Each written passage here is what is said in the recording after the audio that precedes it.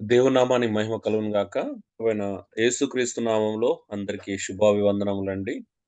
So, వందనాలు. మనము మనము సంఘము దాని యొక్క ధనము అనేటువంటి అద్భుతమైనటువంటి అంశాన్ని మనం నేర్చుకుంటున్నాం. సో, పాత నిబంధనలో మరి దశమ భాగం నుంచి ప్రారంభించాము. సో, దశమ భాగం యొక్క ఉద్దేశ్యము, దశమ భాగం యొక్క బ్యాక్‌గ్రౌండు, దశమ భాగం యొక్క రకాలు, ఈవెన్ మలాకీ గ్రంథంలో అపార్థం చేసుకోబడినటువంటి ప్రత్యేకమైన లేఖన భాగం యొక్క సందర్భాన్ని గూడా మనం చూశాము. కొత్త నిబంధనలో యేసుప్రభువే స్వయంగా చెప్పినటువంటి పుదీనా, సోంపులోను, జీలకర్రను 10 వంతు చెల్లిస్తున్నారు. ఆ మాటను గూడా చాలా మంది మిస్‌యూజ్ చేశారు. దాని యొక్క సందర్భాన్ని గూడా మనం చూడడం జరిగింది. సో, దాంతో పాత నిబంధన యొక్క దశమ భాగం యొక్క అంశాన్ని సంపూర్తిగా, సమగ్రంగా, లేఖనాధారంగా, సందర్భ సహితమైనటువంటి అర్థ వివరణతో ముగించుకున్నాం. అయితే మరి దశమ భాగము కొత్త నిబంధన హ్మ్. మరి సపోర్ట్ చేయట్లేదు. దశమ భాగాన్ని కొత్త నిబంధన ఎక్కడ కూడాము ఏ రకంగాను దాన్ని ఏ రకంగాను దశమ భాగాన్ని ఎంకరేజ్ చేయట్లేదనే విషయాన్ని చూశాం. అయితే ఇవ్వడాన్ని ఎంకరేజ్ చేయట్లేదా అంటే కానే కాదు. ఇవ్వడం గురించుంది. కొత్త నిబంధనలో కంపల్సరీగా, తప్పనిసరిగా మనం ఇవ్వడం గురించిన విషయాలను మనం చూస్తా ఉన్నాం. అయితే కొత్త నిబంధన సంఘంలో ఉన్నటువంటి వ్యక్తులు తమ ధనాన్ని, తమకు ఇవ్వబడినటువంటి ఆర్థిక సంబంధమైన వనరులను ఎవరితో పంచుకోవాలి? ఎవరెవరితో పంచుకోవాలి? ఎక్కడివ్వాలి? ఎందుకివ్వాలనే ప్రధానమైన విషయాలను మనం చూస్తూ వస్తున్నాం. అందులో ముఖ్యంగా ఏలో బీదలు మరియు అవసతులో ఉన్నవారి గురించి నేర్చుకున్నాం ఆల్రెడీ. స్పష్టమైన వచనాల్లో రోమా 12:13 పరిశుద్ధుల అవసతుల పాలు పంపులు పొందొచ్చు. ఈ పరిశుద్ధులు ఎవరు? సంఘంలో ఉన్నటువంటి బీదవారికి వారు ఎలా శ్రద్ధగా ఆతిథ్యం చేయమని చెప్పాడో మనం చూశాం. అలాగే 2 కొరింథీ 9 అధ్యాయం 7 వచనం సనుక్కొనేకు బలవంతంగా కాకయు ప్రతివాడు తన హృదయంలో నిశ్చయించుకున్న ప్రకారం ఇయ్యవలెను. దేవుడు ఉత్సాహంగా ఇచ్చువానిని ప్రేమించును అనే విషయాలను సో, ఇవి గూడా ఎవరికి సంబంధించినవని 2 కొరింథీ పత్రిక 8 అధ్యాయం, 9 అధ్యాయం 2 ప్రతి వచనం 2 అధ్యాయాల యొక్క సందర్భాన్నంతా మీకు వివరించడం జరిగింది. సో, పై లిఖించబడిన సందర్భము మనం చూస్తే పరిశుద్ధుల అవసరతల నిమిత్తం అంటే యెరూషలేంలో యూదయలో కాపురం ఉన్నటువంటి వారి కోసమే ఇదంతా కూడాము ఈ ఫండ్ రైజ్ చేయడం జరిగిందనే విషయాన్ని చూస్తున్నాం. రోమపత్రిక కూడా దానికి సంబంధించిందే. సో, అలాగే మరొక అద్భుతమైన వచన భాగాన్ని మనం చూశాం. గలతీ 6, 9, 10 అంట. మనం మేలు చేటి అందు విసుకగయుందుము. మనం అలేక మేలు చేస్తిమని తగిన కాలమందు పంట కోతుము. కాబట్టి మనకు సమయం దొరికిన కొలది అందరి ఎడలను విశేషంగా విశ్వాస గృహంలోకి చేరిన వారి ఎడలను మేలు చేయదమంటున్నాడు. ఇది లేఖనములలో చాలా చాలా అద్భుతమైనటువంటి లేఖనం అండి. చూడండి ఈ లేఖనాలన్నీ కూడాము తిరిగి మనం ఎలా పొందుకుంటాం? దేవుడు ఎవరికి సహాయం చేస్తాడు? దేవుడికి ఎవరికి దీవిస్తాడు? ఎవరికి తిరిగి ఆశీర్వాదం ఇస్తాడు? ఎవరికి దేవుడు తిరిగి దీవెన ఇస్తాడు అనేటువంటి అద్భుతమైనటువంటి విషయాన్ని ప్రస్ఫుటం చేసే వచనాలు ఇవన్నీ కూడా. హ్మ్. సో, మనము సంఘంలో చేరుతున్నటువంటి నూతన విశ్వాసులు, బీదలైన విశ్వాసులకు సహాయం చేస్తేనంట, అలా అలిసిపోకుండా చేయాలంట. ఎప్పుడు మేమే చేయాలనేటువంటి విసుగు లేకుండా అవసరతలో ఉన్న వారికి క్రమంగా సహాయం చేసిన వారికంట, మళ్ళీ వాళ్ళ కష్టం వచ్చినప్పుడు తగిన కాలమంతు పంట కోసుకుంటారంట. సో, మనమందరము ఇది చాలా శ్రద్ధగా గమనించాల్సిన విషయం. అది గూడా చూశాం. తీతు గూడా గమనించాం. ఈ మాట నమ్మదగినది అంటున్నాడు తీతు. ఎంత అద్భుతమైన మాట. కనుక ఏంటిదంటే నమ్మదగిన మాట, దేవుని యందు విశ్వాసం ఉంచిన వారు సత్క్రియలు శ్రద్ధగా చేటి యందు మనసుంచునట్లు నీవీ సంగతులను దృఢముగా చెప్పుచుండవాలని కోరుచున్నాను. ఇవి మంచివి అంట, మనుషులకు ప్రయోజనకరమై ఉన్నవి. ఎంత అద్భుతమైన మాట అండి. మరి క్రైస్తవ్యం అనేది మనుషులకు ప్రయోజనకరమైనవి చేయాలంట. సో, మనుషులకు ఉపయోగకరమైనవి. వారి అవసరతలు తీర్చడం కంటే గొప్ప పని ఏది లేదు అనేది ఇక్కడ మనం చూస్తూనే ఉన్నాం. రక్షణలో భాగం అది. ఆ! సో, ఇవన్నీ పైన చర్చించబడిన బోధ సంఘాల్లో తీవ్రంగా బోధిస్తున్నారా? మరి పాటిస్తున్నారంటే లేదు అనే విషయాన్ని మనం చూశాం. మరి బీదల యొక్క అవసరతల విషయంలో ఎన్నో లేఖనాలు బైబిల్ చెప్తున్నప్పటికీ, మనం వాటిని నిర్లక్ష్యం చేసినట్టుగానే మనం గమనిస్తున్నాం. ఇంకా మరికొన్ని వచనాలు ఈరోజు కొత్తగా మనం చూడబోతున్నాం. హెబ్రీయులకు రాసినటువంటి పత్రిక 6 అధ్యాయం 10, 11 వచనాలు. మీరు చేసిన కార్యములు, మీరు పరిశుద్ధులకు ఉపకారం చేసి ఇంకా చూడండి పరిశుద్ధులకు ఉపకారము చేసి, మేలు చేసి, ఇంకను ఉపచారము చేయుచుండుట చేత తన నామమును బట్టి చూపిన ప్రేమను మరచుటకు దేవుడు అన్యాయస్తుడు కాడు అంటున్నాడు. మీకు నేను ముక్కుసూటిగా చెప్పినటువంటి ఒక స్టేట్మెంట్ గదండీ! ఏంటో తెలుసా అండి? దేవుడు బీదలకిస్తేనే తిరిగిస్తాడు. అవునా? ఈ మాట నేను పాత నిబంధన లేఖనాల నుంచి మొదలుకొని క్రొత్త నిబంధన లేఖనాల వరకు రుజువుపరుస్తూనే ఉన్నాం. ఇలాంటి అనేక లేఖనాలు మీకు కనబడుతూనే ఉన్నాయి. అవునా అండి? అవునండి. కదా! ఎన్ని లేఖనాలు చూపిస్తున్నాను చూడండి. హ్మ్. గలతి పత్రికలో జూషినాము. అవసరతలో ఉన్నవారికి సహాయం జేస్తే ఖచ్చితంగా దేవుడు మరలా తిరిగి మనకి సహాయం జేస్తాడు. 2 కొరింథీ 8, 9 అధ్యాయాలు కూడా చదివినప్పుడు, ఒకప్పటి వారి సమృద్ధి మీ అక్కరకును, ఇప్పుడు మీ సమృద్ధి వారి అక్కరకును ఉపయోగపడాలి అంటున్నాడు. అంటే అవసరతలో మనం పాలుపంపులు పొందితే మళ్ళీ లేమిలో ఉన్నప్పుడు దేవుడు మన అవసరత తీరుస్తాడు అనేది బీదలకు సహాయం చేసిన సందర్భంలోనే చూస్తున్నాం. ఇంట్రడక్షన్‌లోనే మీకు చూపించడం జరిగింది గదా! బీదలకు సహాయం చేయడం యెహోవాకు అప్పిచ్చినట్టు. ఇలాంటి లేఖనాలు ఎన్నో మనం చూసుకుంటూనే వస్తున్నా ఉన్నాం. ఇప్పుడు గూడా ఇది గూడా ఏమన్నాడు? ఎవరికైనా మనం ఉపకారం చేస్తేనంట, తన నామమును బట్టి చూపిన ప్రేమను మరచుటకు దేవుడు అన్యాయస్తుడు కాడు. అంటే ఏది నా దగ్గరికి తిరిగొస్తుంది? నేనెప్పుడైతే బీదలకు సహాయం చేస్తున్నా, అది మళ్ళీ నాకు అవసరతలో ఉన్నప్పుడు తిరిగొస్తుంది. అంటే వెంటనే తిరిగి రావట్లేదు. నా కష్టంలో ఉన్నప్పుడు, నేను లేమిలో ఉన్నప్పుడు, దాని యొక్క ఆశీర్వాద ఫలాన్ని నేను గూడా అనుభవిస్తున్నాను అంటున్నాను.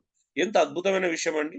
అందుకే మీరు మందులు కాక విశ్వాసం చేతను మందులు కావద్దు అంట.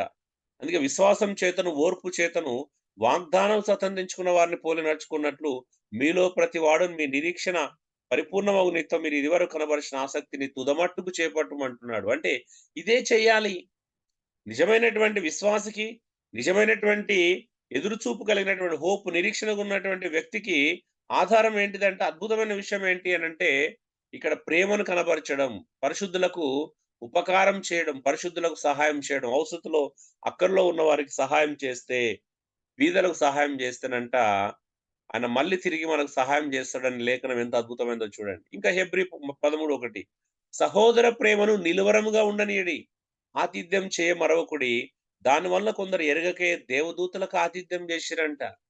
ఇక్కడ ఆతిథ్యం అనే మాట హాస్పిటాలిటీ లేదా దీన్ని ఇంకొక పదం కూడా వాడబడింది. ఏంది అంటే ఎంటర్‌టైన్‌మెంట్ అనే పదం కూడా వాడబడింది. ఎంటర్‌టైన్ అంటే అర్థమైంది అంటే బీదలను సంతోషపరచండి. పరిశుద్ధుల ఔషధంలో పాలుపంపులు పొంది వారిని సంతోషపరచండి. ఇంకొక మాటలో చెప్పాలంటే పరదేశుల ఎడల ప్రేమ చూపించి వాళ్ళని సంతోషపరచండి అని అర్థం. ఎంటర్‌టైన్‌మెంట్ అంటే బైబిల్‌లో ఉన్న ఎంటర్‌టైన్‌మెంట్ వేరు. క్రొత్త నిబంధన అంటే ఇప్పుడున్నటువంటి ఎంటర్‌టైన్‌మెంట్ వేరు. ఎంటర్‌టైన్‌మెంట్ అంటే ఒక వ్యక్తిని సంతోషపరచడం. ఎలాగా డాన్స్‌లేసి, పాటలు పాడి, జోకులు చెప్పి కాదండి. కొత్త నిబంధనలో ఎంటర్‌టైన్‌మెంట్ అంటే అర్థమైంది అనంటే, పేదవారి యొక్క అవసరతలో పాలుపంపులు పొంది, వారి యొక్క విశ్రాంతిని కలుగజేసి, వారికి ఆతిథ్యం ఇచ్చి, లేకపోతే వారి అక్కర్లు, అవసరతలు తీర్చి, మీరు అపోస్తుల కార్యము 27 అధ్యాయంలో పొప్లి అనేటువంటి దీవిలో పొప్లి అనే ఇంట్లో పౌలు ఆతిథ్యం జేసినప్పుడు ఆడ ఇంగ్లీష్‌లో అదే పదం వాడబడి హి ఎంటర్‌టైన్డ్ అస్ అని ఉంటది. అంటే ఆయన మమ్మల్ని చేర్చుకున్నాడు, ఆతిథ్యం ఇచ్చాడు అనే సందర్భంలోనే వాడబడింది వాస్తవం జెప్పాలంటే. వాళ్ళేం పౌలు ముందట డాన్స్‌లేసి అలాంటి ఆనందింపజేయలేదు. వారికి అవసరతలు తీర్చారు. పౌలు తన అనుచరులు అంటే ఓడలో ప్రమాదంలో చిక్కుకున్న వాళ్ళందరి యొక్క అవసరతలు తీర్చారు అనే విషయాన్ని మనం చూస్తున్నాం. సో, ఇది చాలా ప్రాముఖ్యమైనటువంటి పదజాలం అండి అక్కడ వాడింది. చూడండి వాక్యానం హెబ్రీ పత్రిక 13వ అధ్యాయం ఆరంభంలో వ్రాయబడిన సహోదర ప్రేమ అని అనువాదం చేయబడిన గ్రీక్ పదం ఫిలదెల్ఫియా. రెండో వచనంలో ఇదే విధమైన మూలం నుండి వచ్చిన పదము ఫిలోక్సేయను రచయితను వాడుచున్నాడు. అక్షరార్థం చెప్పుకోవాలంటే పరదేశుల ఎడల చూపించేటువంటి ప్రేమ అండి. ఆతిథ్యం అనేది ఎవరికివ్వాలి? హ్మ్. అంటే ఎలాంటి కూడు గూడ అంటే నీడ లేని వారికి సహాయం చేయడాన్ని ఇది చూపిస్తుంది. సో, ఈరోజు అందుకే పాత నిబంధన గూడా ఎక్కువగా బీదలు, అనాథలు, విధవరాండ్ర మీదనే దృష్టి పెట్టింది. క్రొత్త నిబంధన గూడా ఎక్కువగా అలాంటి వారి మీద దృష్టి పెట్టేలా చూపిస్తుంది. ఎవరైతే అనాథలుగా ఉన్నారో, ఎవరైతే విధవరాండ్రుగా ఉన్నారో, ఎవరైతే నిజంగా పరదేశులుగా ఉన్నారో, అంటే వారి సొంత దేశం గాకుండా బ్రతుకు తెరువు కోసం వచ్చి, ఇంకొక పని మీద లేపోతే ఇలాంటి పనులు లేకుండా అంటే పరదేశుల ఎడల చూపించేటువంటి ప్రేమ చాలా ఆతిథ్యం ఎవరికిస్తామండి? లేని వాళ్ళకి గదా! నీడ లేని వాళ్ళకే ఆతిథ్యం చేయాలి. అవునా అండి? ఉన్న వాళ్ళకి గాదు గదండీ ఆతిథ్యం జేసేది. ఉన్న వాళ్ళకి చేయమంటుందా? లేని వాళ్ళకా? లేని వాళ్ళకి చేయమంటున్నాడు. లేని వాళ్ళకి ఆతిథ్యం చేయాలి కదా! అంటే పరదేశుల ఎడల చూపించేటువంటి ప్రేమ చాలా శ్రేష్టమైనది. కానీ క్రైస్తవ్యము ఈ మూడిటిని మర్చిపోవడం చాలా విచారం కలిగించే విషయమే ఖచ్చితంగా. అయితే మనం పరదేశులను మన గృహంలోకి ఆహ్వానించడం ద్వారా ఆచరణాత్మక ప్రేమను వారికి బహు చక్కగా చూపించగల కారణం బట్టి దానికి ఆతిథ్యం అనే అర్థం వాడుకలోనికి వచ్చినది. చూడండి నిజమే గదా! ఒక అక్కరలో ఉన్నటువంటి, అవసరతలో ఉన్నటువంటి వ్యక్తికి ఆ! ఒక ప్రాంతం వారి ప్రాంతం నుంచెళ్ళి వేరే ప్రాంతానికొచ్చినటువంటి అతిథులకు, పరదేశులకు చూపించే ప్రేమ గురించి ఇక్కడ మాట్లాడుతున్నాడు. ఆతిథ్యం అనగానే ఎవరికి పడితే ఆళ్ళకిచ్చేసి, డబ్బులున్నోళ్ళకి బాగా తినగలిగిన వాళ్ళకి ఆతిథ్యం జేసి, పండుగ అంటే వాళ్ళకి బిర్యానీ పెట్టి, మళ్ళీ వాళ్ళు మనల్ని ఒకరోజు పిలిచి బిర్యానీ పెట్టుకుంటే ఏం ప్రతిఫలం ఉండదు క్రైస్తవులకి. ఇంటికొచ్చినోళ్ళకి భోజనం పెట్టకూడదని గాదు ఉన్నోళ్ళకి. అది గూడా అతిథి మర్యాదనే. అంటే ఎప్పుడన్నా పని మీద వచ్చినోళ్ళకి మనం ఇంట్లో ఆతిథ్యం ఇవ్వకూడదని దాని అర్థం కాదు. కానీ ఎక్కువగా మనం చూపించేటువంటి పరదేశుల ఎడల చూపించే ప్రేమ చాలా ఉన్నతమైనది. హ్మ్. ఇంకా అందుకే అన్నాడు, "మీరును వారితో కూడా బంధింపబడినట్టు బంధకంలో ఉన్న వారిని జ్ఞాపకం చేసుకోండి. మీరును శరీరంతో ఉన్నారు గనుక కష్టమును అనుభవించుచున్న వారిని జ్ఞాపకం చేసుకోండి." అది. ఎవరైతే మీరు శరీరంలో ఉన్నారు గాబట్టి, శారీరకంగా, శరీర సంబంధంగా ఎవరైతే కష్టపడుతున్నారో, ఆ కష్టాన్ని అనుభవిస్తున్న వారికి ఇక్కడ సహాయం చేయమంటున్నాడు. ఎంత అద్భుతమైన మాటండి. ఎవరికి పడితే వారికి కాదు. ఈరోజు చాలామంది అండి అసలు పనులు లేకుండా, పని దొంగలుగా ఉంటూ, ఆ! ఖాళీగా ఉంటూ, కాళ్ళు, చేతులు చక్కగా ఉండి గూడము, అసలు పని చేసుకోకుండా ఇతరుల మీద ఆధారపడుతున్నారు. పరాన్నజీవులుగా బ్రతుకుతున్న వారికి సహాయం చేయడం సిగ్గుచేటే. సోమరిపోతులుగా ఉన్నవారిని ఏ పని లేకుండా వారమంతా ఖాళీగా ఉన్నవారిని పోషించడం అనేది నిజంగా సిగ్గుచేటే. బైబిల్ దాన్ని ఎక్కడ గూడా సమర్థించదు. ఎలాంటి పని చేయకుండా ఖాళీగా ఉన్న వారిని పోషించమని బైబిల్ ఎక్కడ గూడా చెప్పలేదండి. అయితే బీదవాళ్ళు, అనాథలు, అవస్థితిలో ఉన్నవారు లేదా పరిచర్యలో ఉన్నవారి గురించి మనం చూస్తాం. ఎలాంటి వారు అర్హులనేది. సో, మరి ఎవరిని మనం పోషించాలి? ఎవరికి మన రూపాయి చెందుతుంది? మనం సంపాదనలో ఎవరిని మనం చక్కగా చూసుకోవాలి అనేది చాలా ప్రధానమైన విషయం. కొంతమంది చుట్టుపక్కలున్న బీదవారిని వదిలేసి ప్రపంచంలో నలుమూలల చుట్టొస్తా ఉంటారు. అలా చుట్టి రమ్మని గూడా బైబిల్ చెప్పట్లేదు. ఫస్ట్ మన కళ్ళ ముందు కంటికి కనిపించే సహోదరులకు సహాయం చేయకుండా ఎక్కడెక్కడో తిరుగుతా ఉంటారు. ఎక్కడో బీదవాళ్ళు ఉన్నారనుకోని పాపం. అది గూడా ఒక రకమైన అదొక పరిచర్య అనుకుంటారు కొంతమంది. అది పరిచర్య ఏం గాదు. దేవుడు అలా ఏం తిరగమని చెప్పడండి. ఫస్ట్ కళ్ళ ముందున్నోళ్ళని నిర్లక్ష్యం చేసి బయటికేం దేవుడు పంపించడు. మన చుట్టుపక్కలనే ఉన్నారు చాలా మందిని సహాయం చేయాలంటే. మన కళ్ళ ముందున్న వారికి, తెలిసిన వారికి. సో, ఇక్కడ చాలా విషయాలున్నాయి మనం మాట్లాడుకునేటివి. ముందు ముందు లేఖనాలను బట్టి కూడా నేను మాట్లాడడానికి మనం చూద్దాం. అందుకే బాధింపబడిన వారిని మరి చెరలో ఉన్న వారిని జ్ఞాపకం చేసుకుంటే ఒక భావంను గురించి ఆల్బర్ట్ బర్న్ ఇలా వ్రాసాడండి. హ్మ్. ఏంటిదంట? వారి పట్ల అమితమైన కనికరాన్ని కలిగుండాలి. ఎవరైతే నిజంగా బాధలో ఉంటారో, ఎవరైతే నిజంగా దుఃఖంలో ఉంటారో, వారి పట్ల గదా మనం కనికరాన్ని చూపించాల్సింది. రెండోది మన ప్రార్థనలో వారిని జ్ఞాపకం చేసుకొనుట. మూడోది మనకు సాధ్యమైనంత వరకు వారికి అక్కర కొలది సహాయం చేయుట. ఎవరైతే నిజంగా కష్టాల్లో ఉంటారో, వాళ్ళ ఉపశమనం కొరకు మనం ఎంతవరకు అంటే నిజంగా తిండి లేకుండా తిండికి గూడా ఇబ్బంది పడుతున్న వాళ్ళని గదా మనం సహాయం జేయాల్సింది. అనవసరమైన విషయాలు తలదూర్చి, అనవసరంగా కష్టాలు తెచ్చుకున్న వారి గురించి ఇక్కడ నిజంగా మాట్లాడట్లేదు. వాళ్ళు అనవసరంగా కష్టాలు తెచ్చుకున్న వాళ్ళు ఏం చేయాలో తెలుసా? ఫస్ట్ వాళ్ళ అనవసరమైన విషయాలను మానుకోవాలి. హ్మ్. కొంతమందికి లగ్జరియస్‌గా ఖర్చు పెట్టడం అలవాటు. కొంతమందికి అంటే ఏమి లేకపోయినా ఏదో చూపించుకోవాలనేటువంటి ప్రయత్నాలు చేయడం చేస్తా ఉంటారు. అలాంటి వాళ్ళు కొని తెచ్చుకున్న కష్టాలు చాలా ఉంటాయి. కొంతమంది స్తోమతకు మించి పిల్లల్ని స్కూల్‌లో చదివిపిస్తా ఉంటారు. కాలేజీలలో చదివిపిస్తా ఉంటారు. మన స్తోమత ఎంత? మన పరిమితి ఎంత? అనేది చూసుకోవాలండి. ఇప్పటికి నాతో జతపనిగా సురేష్ గవర్నమెంట్ స్కూల్‌లోనే చదివిపిస్తున్నాడు. ప్రైవేట్ స్కూల్‌లో ఫీజులు కట్టలేము. పరిచర్యలో ఉన్నాము గదా!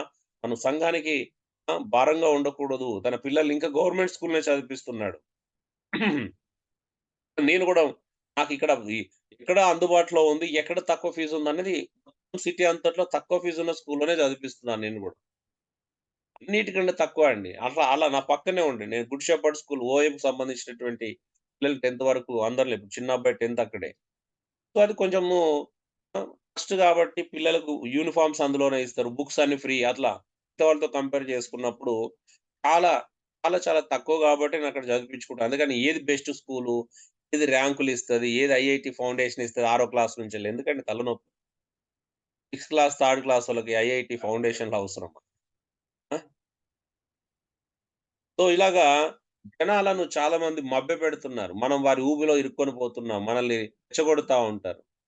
చిన్న పిల్లల మీద ఎంతవరకు చదువుకోవాలో అంతే చదువుకోవాలి. అనవసరమైన విషయాల్లో వాళ్ళ ఒత్తిడి కలిగించేసి, ఆ చిన్న బుర్ర 10థ్ అయిపోయేలోపు వాళ్ళ మైండ్ పాడైపోయే విధంగా మనం నేర్పించి, వాడిని క్యారెక్టర్‌లెస్ ఫెలోగా లేకపోతే ఏదో ఇగ బ్రతుకుదెరువు కోసం బ్రతికేటువంటి వ్యక్తులుగా మార్చే వాళ్ళు చాలా మందున్నారు ఈరోజు.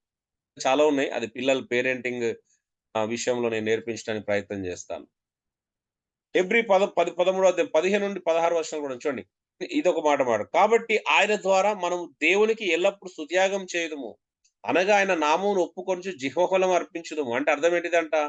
ఉపకార ధర్మం చేయ మర్చిపోకుడి. అట్టి యాగములు దేవునికి ఇష్టమైనయి. జిహ్వఫలం అర్పించవా అక్కడి వరకే ఆలోచించినాం మనం. ఆ జిహ్వఫలం ఎలా అర్పించాలి? ఉపకారం ధర్మం చేయనప్పుడు నిజమైనటువంటి స్తుతి, నిజమైనటువంటి కృతజ్ఞత ఎదుటి వ్యక్తి నుంచెల్లి పుట్టాలి. అవునా? మనం 2 కొరింథీ 9 అధ్యాయంలో చూసినాం గదండీ! ఇది పరిశుద్ధులకు సహాయం చేయటం మాత్రమే గాదు గానీ, అనేకుల కంట కృతజ్ఞతాస్తుతుల మూలంగా అది దేవునికి అది కృతజ్ఞతాస్తుతుల మూలంగా విస్తరిస్తుంది. కృతజ్ఞత అనేది హృదయపూర్వకంగా రావాల. జిహ్వబలం అంటే ఏదో నువ్వు స్తోత్రం, స్తోత్రం, స్తోత్రం, స్తుతి, స్తుతి అని చెప్పడం గురించి ఇక్కడ మాట్లాడట్లేదు. మనకది అలవాటయిపోయింది. స్తుతించడము, స్తోత్రం జేయడం అలవాటయిపోయింది. చేయాల్సిన పనులు చేయకుండా కేవలం ఒక సైడ్ తీసుకొని ఓన్లీ జీవఫలం అర్పించమన్నాడు గదా! అని జెప్పేసి స్తోత్రం, స్తోత్రం, స్తోత్రం అంటే జీవఫలం అనేది ఎక్కడి నుంచెల్లి రావాలది?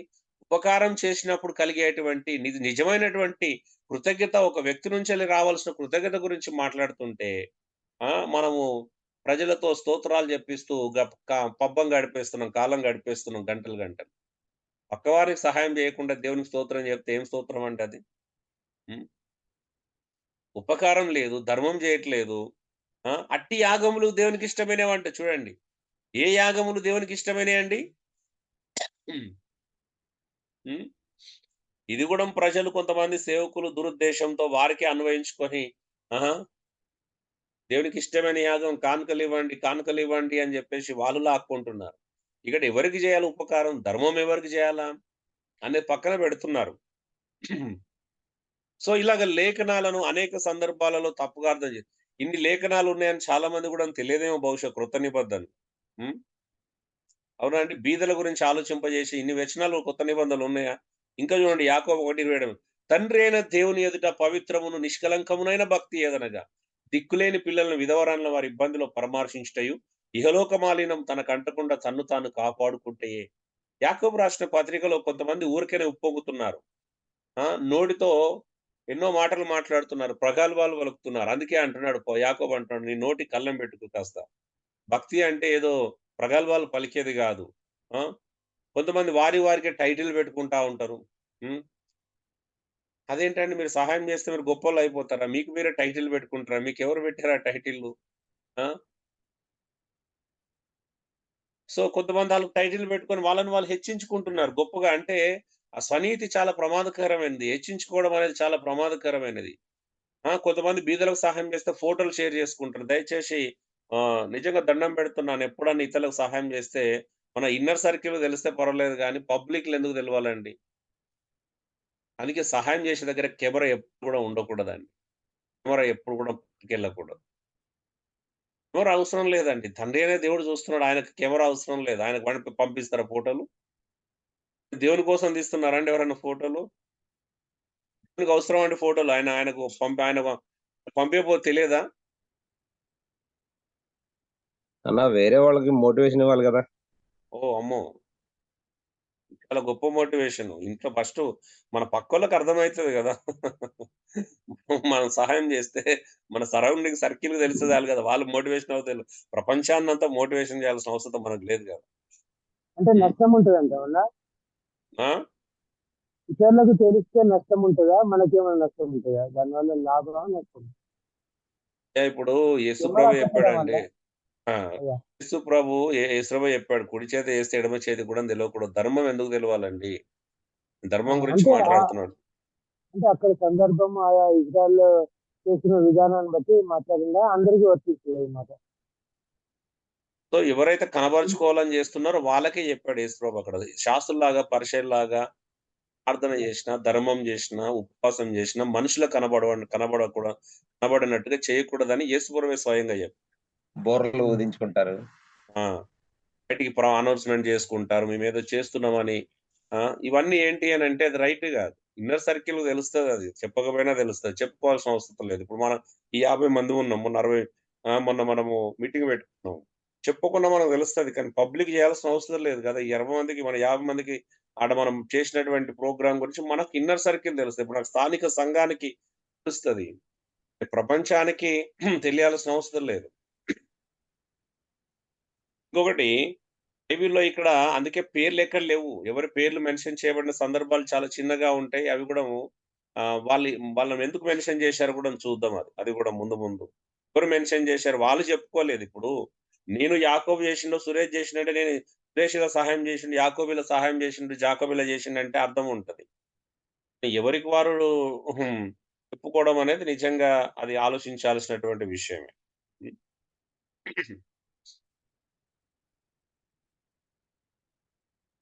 చూడండి ఏంటిదంట తండ్రి అయిన దేవుని ఎదుట పవిత్రమును నిష్కలంకమైన భక్తి ఏదనగా హ్మ్. ఏంటిదంట మనుషుల ఎడల భక్తి అంటే ఏంటిదండి? ఇప్పుడు ఎవరైనా పెళ్లి సంబంధం చూసినప్పుడు అమ్మాయి భక్తి పరురాలేనంటే దేన్ని బట్టి భక్తి పరురాలని చెప్తున్నారు చెప్పండి? భక్తి పరురాలనే మనుషుల ఎడల భక్తి అంటే ఏంటిది? మీరే చెప్పండి. ఏమని చెప్తారండి? అమ్మాయి భక్తి పరురాలని నేను అడిగాను. ఒక అమ్మాయిని చూపించిర్రు. నేను అడిగాను పాస్టర్ గారు అమ్మాయి భక్తి పరురాలేనా అంటే ఏమని చెప్తారు జనరల్‌గా? చర్చికి సత్క్రియలు. వెళ్తుందా, ఆ! పాటలు పాడుతుందా, ఆ! వాక్యం ఆ అబ్బాయి తీసుకుంటుందా, భక్తిపరుడేనా అని అడిగినప్పుడు ఏమని చెప్తారు చెప్పండి? అమ్మాయి గురించి అడిగినా, అబ్బాయి గురించి అడిగినా? అబ్బాయి చర్చికి వెళ్తుండా పాటలు అని పాడుతూ వాక్యం చెప్పాలా? మంచి ఆరాధన చేస్తాడు, వాక్యం ఆ! చెప్తాడు, డైలీగా ఆ! గుడికి అని చెప్తారు. క్రమంగా సంఘానికి హాజరవుతాడు. సంఘంలో ఉమ్. పాటలు పాడతాడు. ఇట్లా వాక్యం చెప్పగానే అబ్బా! ఆయన అందరికంటే ముందు చదువుతాడండి అమ్మాయి. ఈ అబ్బాయి భలే చదువుతాడు తెలుసా? అంటే ఇవ్వా భక్తికి నిదర్శనాలు? నిజం చెప్పండి. వాళ్ళు చెప్తారా అండి అవును. ఇంట్లో వాళ్ళు అమ్మా నాన్న లోబడతారు. అబ్బా! ఎంత కష్టపడతారో తెలుసా? వాళ్ళు ఎంత హార్డ్ వర్క్ చేస్తారు. అంటే తండ్రి అంటే తల్లికి అసలు ఎంత సహాయం చేస్తాడు. తండ్రికి ఈయన ఎంత సహాయకంగా ఉంటాడు. లేకపోతే అవసరతలో ఉన్న వారి గురించి ఎంత ఆలోచిస్తాడు. చెప్తారా అండి ఎవరైనా భక్తి అన్నప్పుడు డెఫినేషన్? చెప్పరండి. ఎందుకంటే అవి భక్తి ఉండవు గదా! అవునండి. మనకు సంఘంలో పాస్టర్‌గా ఉపయోగపడినోళ్ళు భక్తిపరులు. నిజమా కాదండి? వాక్యానుసారంగా జీవించినోళ్ళు భక్తిపరులు గాదు. స్థానిక సంఘంలో పాస్టర్‌కి ఉపయోగపడినోడే భక్తిపరుడు, భక్తిపరురాలు. నిజమా కాదా చెప్పండి? ఉపవాసం అబ్బాయి, అవునయ్యా. అలా అమ్మాయి ఉంది. క్రమంగా ఉపవాసం ఉంటదండి. ఈ అబ్బాయి భలే ఉపవాసం ఉంటాడండి. ఇది భక్తి అండి? కాదు. అన్న ఒకవేళ ఆయన ఎంత భక్తిపరుడైనా కూడా పాస్టర్ గారి మాట వినుకోకుండా ఉంటే మాత్రం ఆడు భక్తుడు కానట్టే. భక్తుడు కానట్టే మళ్ళీ. తిరుగుబాటుదారుడు. భక్తి అంటేనే అసలు పాస్టర్ మాట వినకపోతే భక్తి ఎట్లయిద్దన్నా? హ్మ్.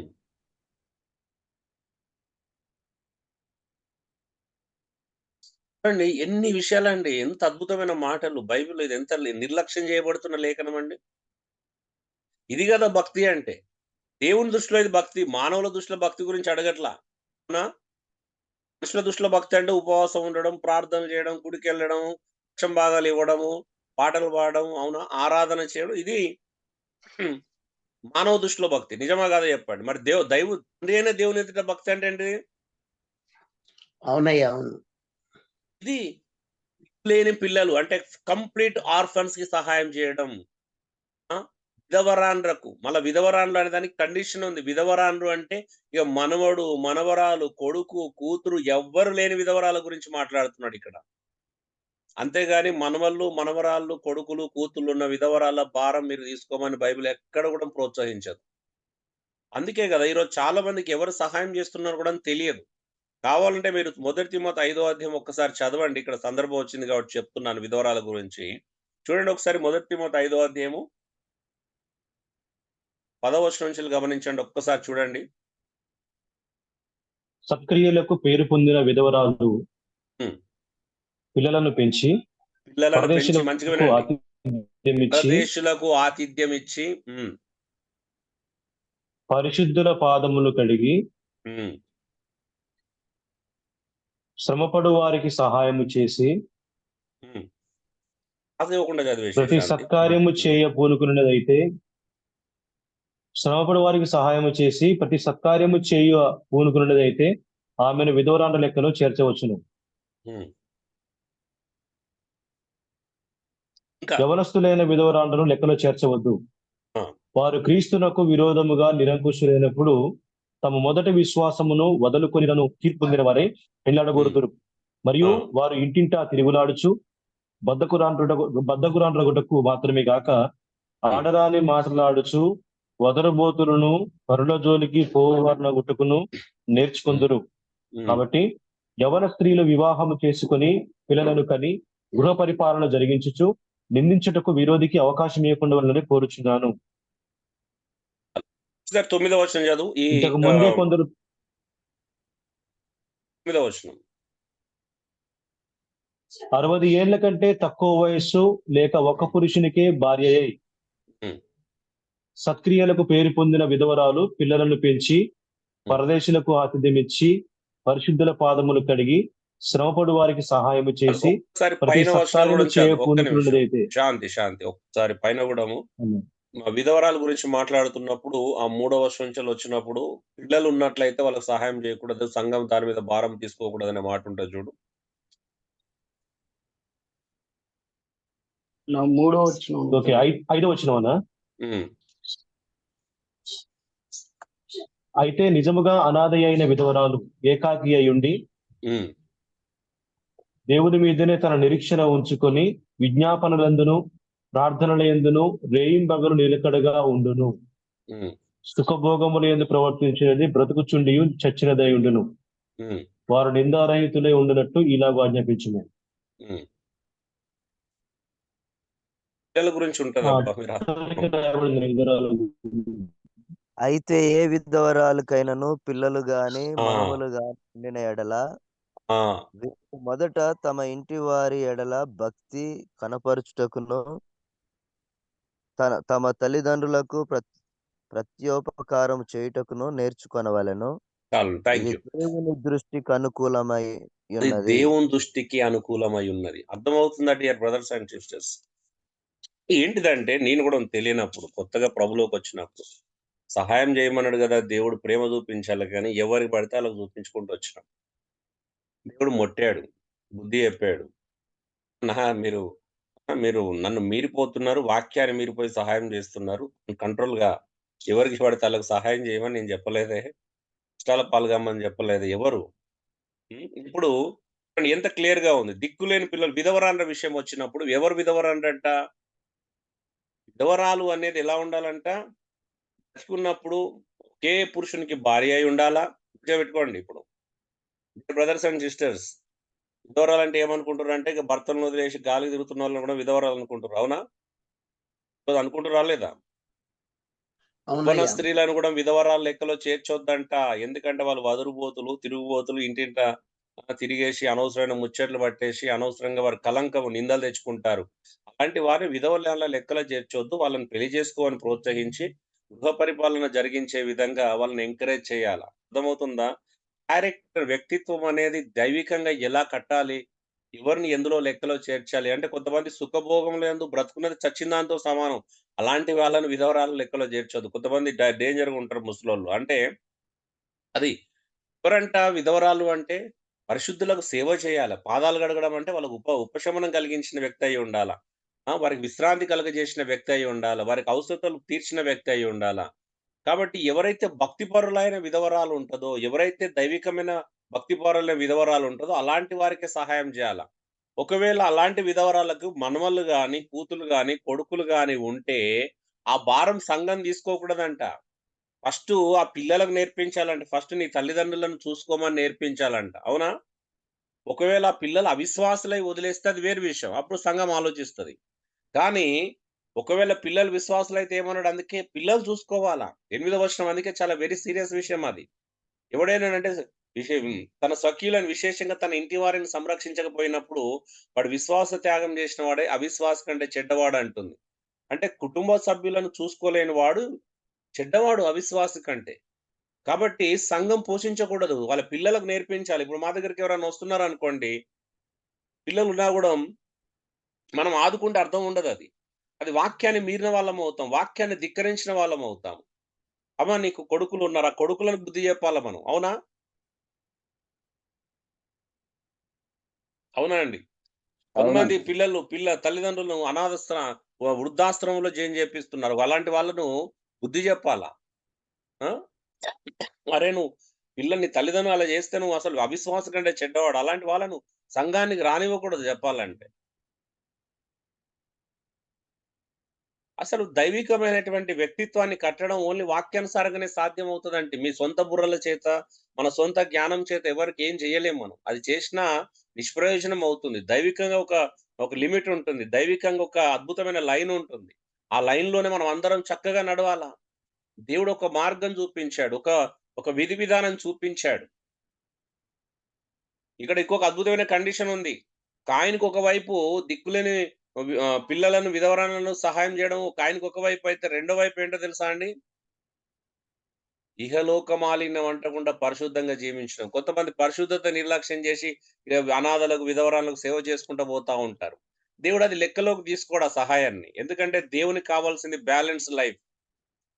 దేవునికి కావాల్సింది బ్యాలెన్స్‌డ్‌గా ఉండే జీవితం కావాలా. పవిత్రత నిర్లక్ష్యం చేసి సహాయం చేసినా, కేవలం పరిశుద్ధంగా జీవిస్తూ ఇతరులను నిర్లక్ష్యం చేసిన రెండిటిని దేవుడు అంగీకరించాడు. కొంతమంది ఎప్పుడు 24 గంటలు ఉపవాసం ఉంటూ సంఘంలో కూర్చొని స్తోత్రం, స్తోత్రం, మహిమ, మహిమ అని ఉపవాసాలుండి గడుపుతారు. పక్కోళ్ళని అస్సలు పట్టించుకోరు. వాళ్ళు వేస్టే.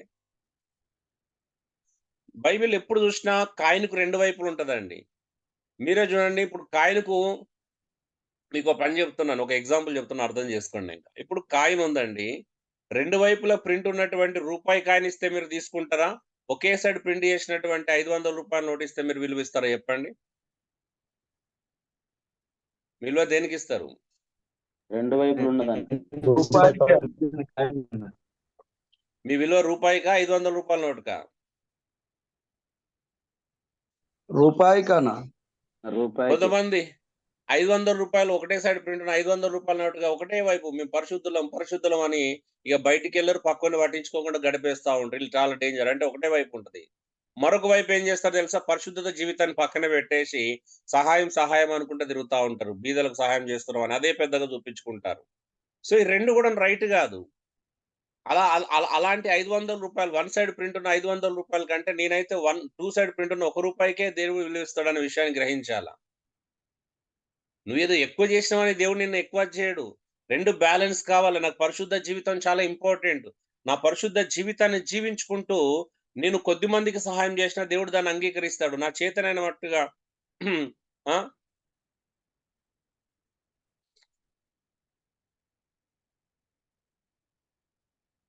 సో, ఇహలోక మాలిన్యం అనంటే ఈ లోకంలో ఉన్నటువంటి మురికి అంటే పెంట ఏదైనా కావచ్చు. అది ఒక రకంగా చెప్పాలంటే హోలీ లైఫ్ గురించి మాట్లాడుతున్నాడు. పరిశుద్ధ జీవితం గురించి మాట్లాడుతున్నాడు. కొంతమంది సహాయం చేయడానికి పోయి అటే ఇరుక్కపోయిన వాళ్ళున్నారు. పాపం చేసిన వాళ్ళున్నారు సహాయం చేసి. ఇల్లీగల్ కాంట్రాక్ట్స్ పెట్టుకున్న వాళ్ళు గూడా ఉన్నారు. అవునా?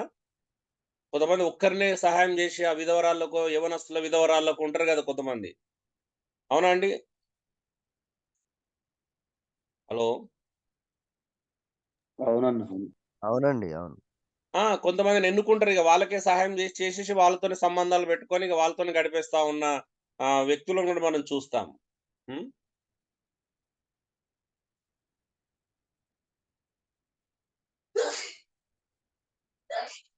అలా కొన్ని సేవలు గూడా ఆగిపోయినాయండి.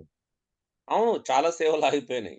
నేను ఇక్కడ కొంతమంది ఇక్కడ నాకు తెలిసినటువంటి వృద్ధాశ్రమాలు అంటే ఇలాంటి నడిపించే వాళ్ళని రెస్క్యూ చేసి తీసుకెళ్ళని వాళ్ళు అక్కడ పని పెట్టుకున్న ఆడపిల్లలతో కూడా మిస్‌బిహేవ్ చేసి ఇక్కడ ఎన్నో మొత్తము డైరెక్ట్ క్రిస్టియన్ ఆర్గనైజేషన్ మూతపడ్డాయి నా కళ్ళ ముందు. మాకు తెలిసిన వాళ్ళయి.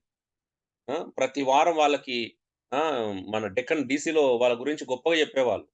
హ్మ్. సో, ఏం జరుగుతుంది అసలు? అదే అంటున్నాను. బ్యాలెన్స్ అనేది లేదు చాలా మందికి. కుటుంబము ఇవన్నీ బ్యాలెన్స్ గావాలి. కుటుంబము, భార్య, పిల్లలు, సేవ మనం చేసే ప్రతీది బ్యాలెన్స్ గావాలా. ఇంబాలెన్స్ లైఫ్‌ని దేవుడు ఎప్పుడు గూడా అంగీకరించడండి. ఏది అతిగా చేసినా తప్పే. తెలుసా మీకది? తెలుసా అండి? పోనీ ఏది అతిగా చేసినా తప్పే అని తెలుసా?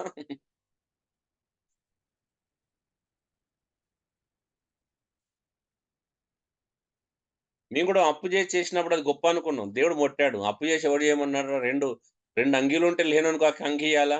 ఉన్నోనికి 2 పూటల భోజనం ఉంటేనే లేనోనికి ఒక పూట భోజనం పెట్టమన్నాడు గానీ, అనవసరమైన ఎక్స్ట్రాలు చేయమని చెప్పలేదు. అవునా? మధ్యవర్తిత్వాలు చేయడము, ఇరుక్కని పోవడము. నేను చాలా మందిని చూస్తున్నా అక్కడ. మధ్యవర్తిత్వం చేస్తారు. ఈళ్ళకే తిండికి ఠికానా ఉండదు. మధ్యలో రూ. 1,00,000 ఇప్పించినోడు ఉంటాడు. మరి ఆ రూ. 1,00,000 ఆయన కట్టపోతే నువ్వు కట్టినవా? రోడ్డు మీదకెందుకొచ్చినావు? ఇగ ఇవే. అంటే అనవసరమైన పనులు. ఎంత వద్దన్నా తెలివి మీరిన పనులు చేస్తారు చాలామంది. అది సహాయం అనుకుంటారు గానీ అది సహాయం గాదు. ఇది నువ్వు ఇప్పించిన వ్యక్తికి నష్టమే, నీకు నష్టమే. ఎక్కడ సహాయం ఎక్కడైంది? ఇప్పించిన వ్యక్తి ఇంకా భయంకరంగా తయారయిండు. నువ్వు గూడా కిందికి పోయినావు. అప్పుడు సహాయం అయిందా? నష్టమైందా చెప్పండి? హలో! నష్టమైందన్న. నష్టమే. మరి సహాయం ఎట్లా అవుతదది? మనం సహాయం అంటే కూడా చాలా మంది తెలీదండి ఈరోజు. ఎవరికి సహాయం జేయాలి? ఎందుకు సహాయం జేయాలి? సహాయం అంటే ఏంటో కూడా చాలా మంది తెలియదు సేవలో ఉన్నప్పటికి కూడా. అంటే దేవుడిచ్చిన జ్ఞానాన్ని నేర్చుకోకపోతే, దేవుడిచ్చినటువంటి ఆ లైన్‌లో నిలబడకపోతే ఎన్ని ప్రమాదాలు. పౌలు గాని, అపోస్తలులకేం ప్రేమ లేఖనా అండి? వాళ్ళకి తెలియదా? వాళ్ళెక్కడ లైన్ మీరలా. పౌలు ఇంకేమంటాడో తెలుసా? తెస్సలోనికకి పత్రిక మాతో ప్రయాణం చేసి వచ్చినప్పుడు పరిచయలో ఉన్నవారంట పని చేయకపోతే భోజనం చేయకూడదని ఆజ్ఞాపించాడు. ఒక పూట ఫ్రీ భోజనం కూడా పెట్టలేదు ఎవరికీ. మన ప్రేమ, మన కనికరం ఎలా ఉంటదంటే దొంగలు కూడా పిలుచుకొని పని దొంగలు కూడా భోజనం పెట్టే అంత ప్రేమ మనది. నిజమా కాదా చెప్పండి? అవునన్న. మారతారు కదా అనుకుంటాం. ఇక ప్రేమ. మనం ఇలా మారుస్తాం అనుకో అట్లా మారరు ఆళ్ళకి. పని దొంగలు కూడా మనం భోజనం పెట్టగలిగినంత గొప్ప మనసు మనది. ఎందుకంటే దేవుని కంటే గొప్పోళ్ళున్నారండి. నేను నా లైఫ్‌లో దేవుని కంటే గొప్పోళ్ళని చూషిన. నిజంగా చెప్తున్నాను. తప్పుగా అనుకోకండి. అరే బాబు! దేవుడు అలా చెప్తే వాడు మారరా అని దేవుడు ఇలా లేదు లేదు ప్రభు నేను ఒకసారి ప్రయత్నం చేసి చూస్తానని చెప్పేసి, దేవునికి లేఖనాలకు విరుద్ధంగా ప్రయత్నం చేసే గొప్ప గొప్ప ప్రేమ కలిగిన వాళ్ళని, కనికరం కలిగిన వాళ్ళని నా జీవితంలో చాలా మందిని చూశాను. ఏమంటారు? నిజమేనా?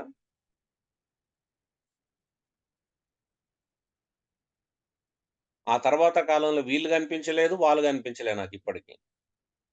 వాళ్ళు మునిగిరు, వీళ్ళు మునిగిరు. అంటే వీళ్ళు రోడ్డు మీదకొచ్చారు. పిల్లలు, భార్య పిల్లలు. వాడు ఎదగలే, వాడు మారలా. అవునా అండి? జరుగుతున్నాయి అలాగా? జరుగుతున్నాయన్న. మారిర్రా పోనీ మనం ప్రేమ చూపించినందుకు? ఎవరైనా? వాక్య విరుద్ధమైన ప్రేమ చూపించినందుకు ఎవరైనా మారిర్రా అండి? బైబిల్ అలా మార్చమని చెప్పట్లేదు. బైబిలు లేఖనానుసారంగానే మార్చమని చెప్తుంది. సో, కాబట్టి ఇహలోక మాలినం ఇది ఎంత అద్భుతమైన మాట చూడండి. తండ్రి అయిన దేవుని ఎదుట భక్తి అంటే అది మనుషుల ఎదుట గాదు. సో, నా పైన చూపించబడిన లేఖనం ప్రకారం నిష్కలంకమైన భక్తి అంటే ఏంటిదండి? నిష్కలంకమైన భక్తి అంట. కలంకము లేని భక్తి. ఏంటిదండి? దిక్కులేని పిల్లలను హ్మ్. విధవరాళ్లను ఇహలోక హ్మ్. మాలిన్యం అంటకుండా వారిని ఇహలోక మాలినం అంటకుండా వారిని కాపాడడమా? మనల్ని కాపాడుకోవడమా? మనల్ని కాపాడుకోవడం అన్న. ఓకే. సో, ఏంటిదంటే దిక్కులేని పిల్లల్ని పరామర్శించాలి. విధవరాండ్లను పరామర్శించాలి. ఇహలోక మాలినం అంటకుండా పరిశుద్ధంగా జీవించాలి. ఈ లోకంలో పడిపోకుండా జాగ్రత్త పడాలి. కొంతమంది సహాయం చేస్తున్నాం గదని తప్పు చేసినా పర్లేదనుకుంటున్నారు. అవునా అండి? ఏమంటారు? అవునండి. నేను చేసేది మంచే గదా! అని చెప్పేసి సమర్థించుకునే వాళ్ళు చాలా మందున్నారు. అదే ఆ లైన్ తెలియట్లేదు. భక్తిని పరాకాష్ఠకు తీసుకెళ్తున్నారు. 2 వైపులా ఎటు తీసుకెళ్ళినా 2 వైపులా ఒకవైపు ఇటు పరాకాష్ఠకు తీసుకెళ్తున్నారు. లేదంటే ఇటు పరాకాష్ఠ అంటే ఎక్స్‌ట్రీమ్ లెవెల్. భక్తి అంటే కొంతమంది సంఘాల్లో కూర్చొని ఉపవాసం చేసుకుంటూ, ప్రార్థనలు చేసుకుంటూ పక్కుని మొరగడం చెవికి వినబడనంత దూరం వెళ్ళిపోయే భక్తి కొంతమంది చేస్తే, కొంతమంది అసలు పరిశుద్ధత, నా వ్యక్తిగత జీవితం ఇంపార్టెంట్, నా ఫ్యామిలీ గూడా ఇంపార్టెంట్ అని తెలుసుకోకుండా, మరి కొంతమంది ఎక్స్‌ట్రీమ్ లెవెల్‌కి ఎళ్ళిపోయి సేవ చేస్తా ఉంటారు. అంటే బీదలకు సహాయం చేయాలనే ఒక కారణం చేత అప్పులు చేస్తున్నారని గాని విన్నాను. నాకు చాలా ఆశ్చర్యమేసింది. అప్పులు చేయడం గొప్ప ఎలా అవుతదండి బైబిల్ ప్రకారం? I don't know. అంటే నాకున్నది త్యాగం చేస్తే పర్లేదు గానీ, అప్పులు చేసి సహాయం చేయడం గొప్పతనంగా భావించుతున్నాం అని అంటే నిజంగా అది బాధ కలిగించే విషయం. అది లేఖనానుసారం అయితే కాదు. నా వరకు నేను ఎంత వరకు చేయగలుగుతానంటే చెప్తున్నాను. ఇప్పుడు ఎగ్జాంపుల్ ఒక విషయం చెప్తున్నాను. నేనెప్పుడు త్యాగం అనేది ఇప్పుడు 2 అంగీలుంటే ఒక అంగీ ఇస్తున్నాము. ఒక 2 పూటల భోజనం ఉంటే ఒక పూట భోజనం పెడుతున్నాం. That's the greatest thing. అంతకంటే గొప్ప పని ఏముండదు. అవునా అండి? అవునన్న. ఇతరులకు సహాయం చేయడంలో అంతకంటే గొప్ప పనుండదు. సరే, ఇంకొంచెం లోతుగా ఆలోచన చేస్తే నేను చెప్తున్నాను. ఏంటిదనంటే ఇప్పుడు నేను 4 రోజుల నుంచి అన్నం తినలేదండి. నేను నిజంగానే అలాంటి కష్టాల్లో ఉన్నాననుకుందాం. ఐదో రోజు ఒకాయన నాకేం చేసిండంటే ఒక పార్సెల్ తీసుకొచ్చి ఇచ్చాడు భోజనాన్ని. నేను తిందామని ప్యాకెట్ ఓపెన్ చేశాను. అప్పుడు ఒకాయన వచ్చాడు నా ఎదురుకి. "అన్నా నేను 8 రోజులయితుందన్నా భోజనం చేయక" అన్నాడు. ఇప్పుడేం చేయాలా? నేనైతే 4 రోజులే అవుతుంది. ఇప్పుడతను 8 రోజులవుతుంది కాబట్టి నేనేం చేస్తానంటే కనీసం ఒక 20% కంటే ఎక్కువగా అంటే 80%, 70% ఎక్కువగా నేను ఆయనకి ఇవ్వడానికి ప్రయత్నం చేస్తాను. ఎందుకనంటే నేనైతే 4 రోజులే అవుతుంది. నేనొక ముద్ద తింటే మళ్ళీ ఒక 2 రోజులు కంట్రోల్ చేసుకోగలుగుతాను. అతనైతే 8 రోజులు అవుతుంది కాబట్టి నాకంటే ఆయన ఆకలి ఇంపార్టెంట్ నాకప్పుడు. అవునా? అలాంటి సందర్భాలొచ్చినప్పుడు ఒక త్యాగం చేసుకుంటే అర్థం ఉంటది. అవునా? అది అవునన్నా. ఖచ్చితంగా నేను లెక్కేసుకుంటాను. ఎవరికైనా సహాయం చేసే ముందు ఇప్పుడు నాకంటే అవస్థితిలో ఉన్నాడా? కొంతమంది ఏం చేస్తారంటే ఇలా గొప్పతనం కోసం ఏం చేస్తారు అనంటే కొంతమంది బాధ్యత ఏదేదో పెద్ద పెద్ద మనుషుల్లాగా వ్యవహరిస్తూ వాళ్ళ బాధ్యతలను నెత్తి మీద యేసుకుంటారు. ఈ నెత్తి మీద యేసుకున్నోళ్ళని ఎంత నెత్తి మీద కొట్టినా మొట్టికాయలేసినా వీళ్ళకి అర్థం కాదు. నేను అలాంటి వాళ్ళ జీవితాలు నాశనం చేసుకున్న వాళ్ళని చాలా మందిని చూశాను. నేనంటాను ఎవరైనా సహాయం అడిగితే నువ్వే ఎందుకు దిక్కు వాళ్ళకి? నువ్వు గాకుండా వాళ్ళకి వేరే దిక్కు లేదా? నాకిప్పుడు సహజ స క ఒక్కొక్కసారి ఇలాంటివి ఎదురవుతాయి. ఏంటి అంటే సురేష్ గూడా తెలుసు. మన క్లాస్‌లకు జాయిన్ అయిన వాళ్ళెప్పుడో అంటే ఎంతోమంది ఉంటారు. ఆఫ్‌కోర్స్ నాకు అంతరంగికుల గురించి నేను మాట్లాడట్లేదు. నాకు తెలిసి ఏదో 15 సంవత్సరాలు పరిచయం ఉన్నోళ్ళ గురించి నేను ఒక ముక్కు ముఖం లేని పరిచయస్తుడు క్లాస్‌లోకొచ్చిన వ్యక్తి నాకు నిజంగానే ఎవరో తెలియదు వాస్తవానికి. ఫోను చేసి, "అన్న అర్జెంట్‌గా నేను ఒక 2000 ఉంటే పంపుతారా?" అని అడుగుతాడు. అంటే ఆయన సర్కిల్‌లో ఆయనకున్న కనీసం సర్కిల్‌లో 100, 200 మంది ఈజీగా ఉండొచ్చు. 200 మొదలేసి నేను కొత్తగా పరిచయమైన నన్ను అడుగుతున్నాడంటే నాకు నిజంగా డౌటొస్తది. నిజం కాదండి? ఎందుకంటే ఆయనకు ఆధారం గాదు. ఇన్ని సంవత్సరాలు నేను లేకుండానే బ్రతికాడు. అవునా? యాక్చువల్‌గా అటువంటి వాళ్ళు కొంతమంది అదే లైన్‌లో ఉంటారన్న. హ్మ్. చేసేదే ఆ పని. ఆ పని. మేము చూసాం అలాగా. సురేష్ గూడా తెలుసు. మేము అమలాపురం సెమినార్‌కి ఒక కుర్రాడు అలాగే వచ్చాడు. వచ్చిండు, "అన్న డబ్బులు కావాలన్నాడు. 2000 తీసుకొనెళ్ళాడు. ఇంతవరకి కనిపించలేదు. కనీసం ఫోన్ గూడా లిఫ్ట్ చేయలేదు. మళ్ళీ ఒకసారి చేస్తే." ఇంక వదిలేసినాం. తెలిసిపోయింది. అర్థమైపోయింది. మనోడు పక్క దొంగ అని అర్థమైపోయింది. సురేష్ తెలుసు. ఎలా అడిగాడో తెలుసా? నా పిల్లల్ని హాస్పిటల్ తీసుకెళ్ళాలి నాన్న అని చెప్తే కనికరపడి 1000, 2000 పంపించాం. అంతే ఇగ. మేము ఎందుకు ఎవరైనా డబ్బులడిగితే ఎందుకు ఆలోచించాల్సొస్తది అనంటే, మేము ఇట్లాంటి వందల సార్లు ఆరంభంలో మోసపోయాము. రీసెంట్‌గా గూడా అలాంటి సరే 1000 గదా! అని పంపించినప్పుడు గూడా 1000, 2000 గదా! అని పంపించినప్పుడు గూడా మేము అలాంటి ప్రాబ్లమ్ చూసాం. అయ్యో! మేము ఇంత బోధిస్తున్నాం, ప్రేమ గురించి ఇంత మాట్లాడుతున్నాం. అయ్యో! మనం అది పంపించబోతే ఎలా అని. ఇంకొక సహోదరుడు మధ్యవర్తులు మాకు తెలుసు ఈయనకి సురేష్‌కి. ఇంకో సహోదరుడు ఫోన్ ఈళ్ళు చెప్పింది. ఇంకో సహోదరుడు "చన్నా మన సహోదరుడు కష్టంలో ఉన్నాడన్న మనం రూ. 1000 పంపిద్దాం" అన్నాడు. ఏముంది పంపిద్దాము జినాయిన్‌గా ఉంటే పంపిద్దామని నీకు నిజంగా తెలుసా అంటే తెలుసన్నాను. 2 రోజులకి అతను దొంగ అని తేలిపోయింది. అట్లా ప్రతి ఒక్కరి దగ్గర కలిసిన వాళ్ళందరి దగ్గర 1000, 2000 అడుక్కుంటాడంట. హాస్టల్ మీటింగ్‌లకెళ్ళి అందరిని పరిచయం చేసుకొని, ఫోను నంబర్‌లు తీసుకొని. ఈ పిల్లోడు నాకు సరిగ్గా చెప్పలేదు. ముందు అడిగిండంట ఆ పిల్లోడు. వస్తున్నటువంటి స్పీకర్‌కి అమలాపురం నువ్వు వస్తున్నారా అని అన్న చెప్పినావు గదా! అన్న మీటింగ్‌కెళ్ళమని చెప్తే, అన్న ఎలా వస్తున్నాడు?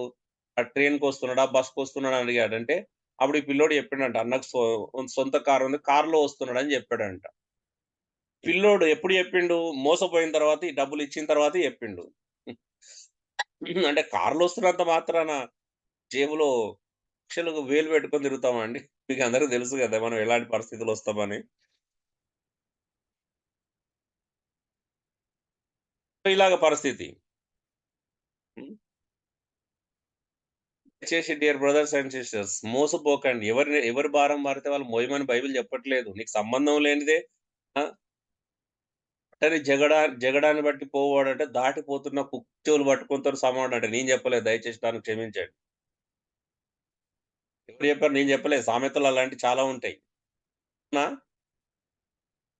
కొంతమంది ఊరు గొడవలన్నీ నెత్తి మీదేసుకుంటారు. నిజమా కాదండి? అసలు అవునన్నా. అవును. అదో పరిచర్య అనుకుంటారు. అదో పెద్ద పరిచర్య అనుకుంటారు. తీసుకోకండి దయచేసి.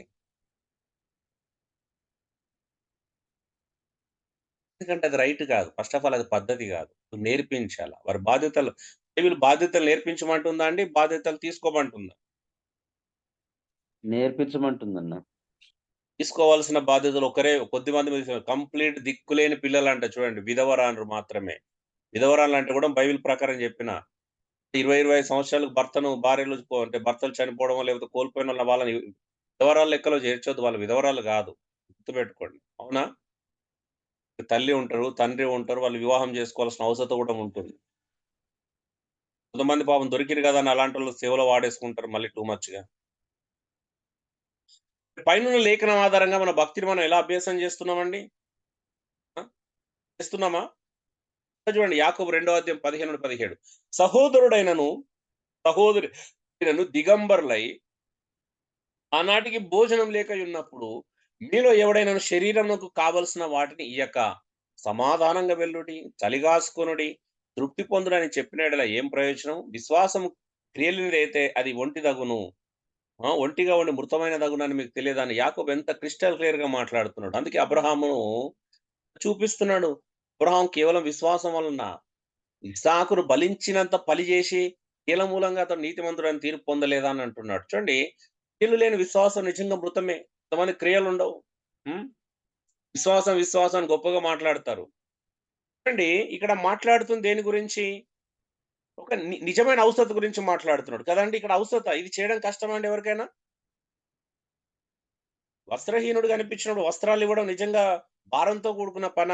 ఆనాడికి భోజనం లేక ఉన్నప్పుడు భోజనం పెట్టడము కష్టమైన పన చెప్పండి? కాదన్న. కాదు. దీనివల్ల అప్రూపాలు ఎవరు గారు. నిజం అవుతారా అండి? కారు. ఇలాంటి దేవుడు చెప్పిన మంచి పనులు చేస్తారని అప్రూపాలు అవుతారా అండి? ప్రపంచంలో ఎవడు చెప్పలేడేమో. బహుశా నేను ఒక వస్త్రహీనుడు కనిపించినప్పుడు వస్త్రములు ఇచ్చి నేను అబ్బా చాలా భయంకరంగా అప్రూపాలైనండి అని చెప్తారా ఎవరైనా? అనవసరమైన పనులు పెట్టుకుంటేనే, అనవసరమైన పనులు, శక్తికి మించిన పనులు పెట్టుకుంటేనే కష్టాలు వస్తాయి. నీ స్తోమతకు మించి, నీ శక్తికి మించి చేయండి. నిజంగా ఆకలేసినప్పుడు అన్నం పెట్టండి.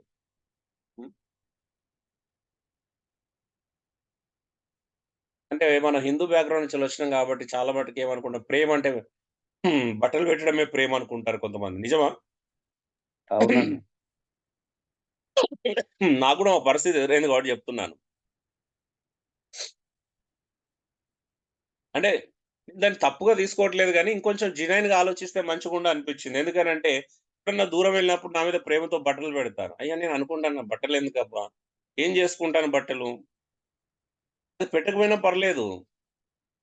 అంటే కనీసం అంటే ఏదన్నా డబ్బులిచ్చిన పరిచయాలు వాడుకోవచ్చు కానీ బట్టలేం చేసుకుంటామండి చెప్పండి. నిజంగా చెప్పండి. ఎన్ని బట్టలని యేసుకుంటాం చెప్పండి? ఒక్కసారి ప్రాక్టికల్‌గా అడుగుతున్నాను నేను. మా ఆవిడ కూడా చీరల మీద చీరలు పెడతా ఉంటే, అసలేం చేసుకుంటాం అవి? బీరువా నిండిపోయి బయట ఎక్కడ పెట్టుకోవాలో అర్థం కాని పరిస్థితి. ఇంకో బీరువా అయితే కొనలేము. ఉన్న ప్లేస్ ఉండదు. కిరాయి అద్దె ఇంట్లో ఉండేటోళ్ళం మనం. అవునా? ఉపయోగం ఏంటి? అందుకే నా భార్య మేము ఏం చేస్తామంటే ప్రతి 6 నెలలకోసారి అన్నీ సర్దేసి వాడని అన్ని ఒక మూట కట్టి బయటకి పంపిస్తా. నాకు అస్సలు ఇష్టం ఉండదు. హ్మ్. అంటే పాపం అది ప్రేమనే. వాళ్ళు ప్రేమతోనే చేస్తున్నారు. కానీ ఈ ఈ అలవాటు, ఈ మంచి అలవాటు నేర్చుకుంటే బాగుంటదనిపిస్తది. ఇప్పుడు ఒక అక్క వాళ్ళొచ్చారు. వద్దంటే షాపింగ్‌కి తీసుకెళ్ళి డ్రెస్సులు కొనిచ్చారు. నేనిప్పుడు నాకు 2, 3 డ్రెస్సులు ఉన్నాయి. ఇంకా కొత్తవి అలాగే ఉన్నాయి. ఏసుకోకుండా ఆలోచించాలి అంటే ఇప్పుడు ఆన్‌లైన్‌లో లాక్‌డౌన్ నుంచి ఆన్‌లైన్ ఎక్కువ పరిచయం జరుగుతుంది. బయట కొంచెం తిరగడం తక్కువనే. తిరిగినా ఆల్రెడీ ఉన్న డ్రెస్సులే లాక్‌డౌన్‌లో ఏసుకోకుండా అలా ఉన్న డ్రెస్సులే అలాగ ఉండిపోయినాయి. ఫస్ట్ టైమ్ మనం 20థ్ మినిట్ మనం సూర్యాపేటకొచ్చినప్పుడు కొత్త డ్రెస్ ఏసుకొనొచ్చిన. First time after long time. ఉన్నాయి ఖాళీగా పడున్నాయి అవి అలాగ. అనిపిస్తది ఎవరైనా భయమేస్తది ఎవరైనా ఇంకెక్కడన్నా కొత్తగా బట్టలు పెడతారేమో అని భయమేస్తది. అంటే ప్రార్థన చేసుకుంటా ప్రభా ఏమి ఇవ్వకపోయినా పర్వాలేదు బట్టలు మాత్రం పెట్టకూడదు. ఎందుకనంటే ప్రేమ అంటే చాలా మంది బట్టల్లోనే చూపిస్తారు. ఎన్ని అవసరతలుంటాయి పరిచర్య అంటే. మరి అది చూపించాలి గదా! నిజమైన అవసరతలు తీరిస్తే సంతోషం గదా! నిజమే గదంటారా? అవునంటారా? కాదంటారా? మీరు గూడా పరిచయలో ఉన్నారు గాబట్టి చెప్తున్నాను. నిజమా?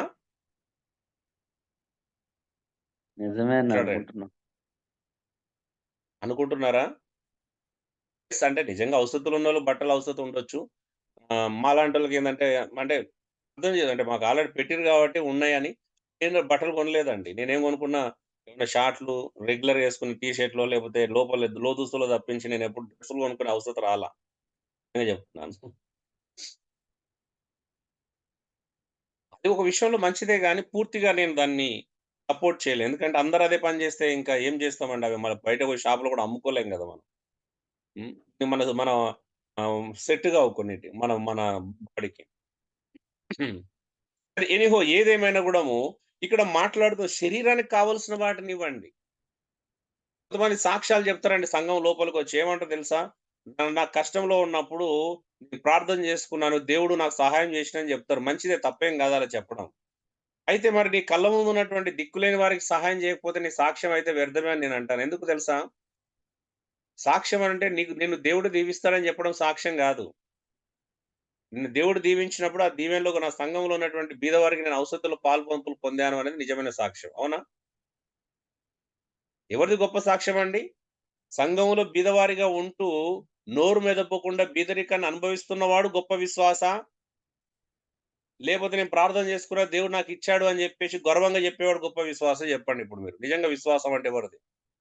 బీదవారిదా? పొందుకున్నవారిదా? వీరవాంది అన్న. కదా బీదవారు కదా, నోరు తెరవకుండా ఎవరిని అడిగేవానికి గొప్ప విశ్వాసం ఉన్నట్ట, పొందుకొని ఎవరికి ఇవ్వని వానికి గొప్ప విశ్వాసం ఉన్నట్ట ఇప్పుడు. హలో, అర్థమవుతుందండి పాయింట్?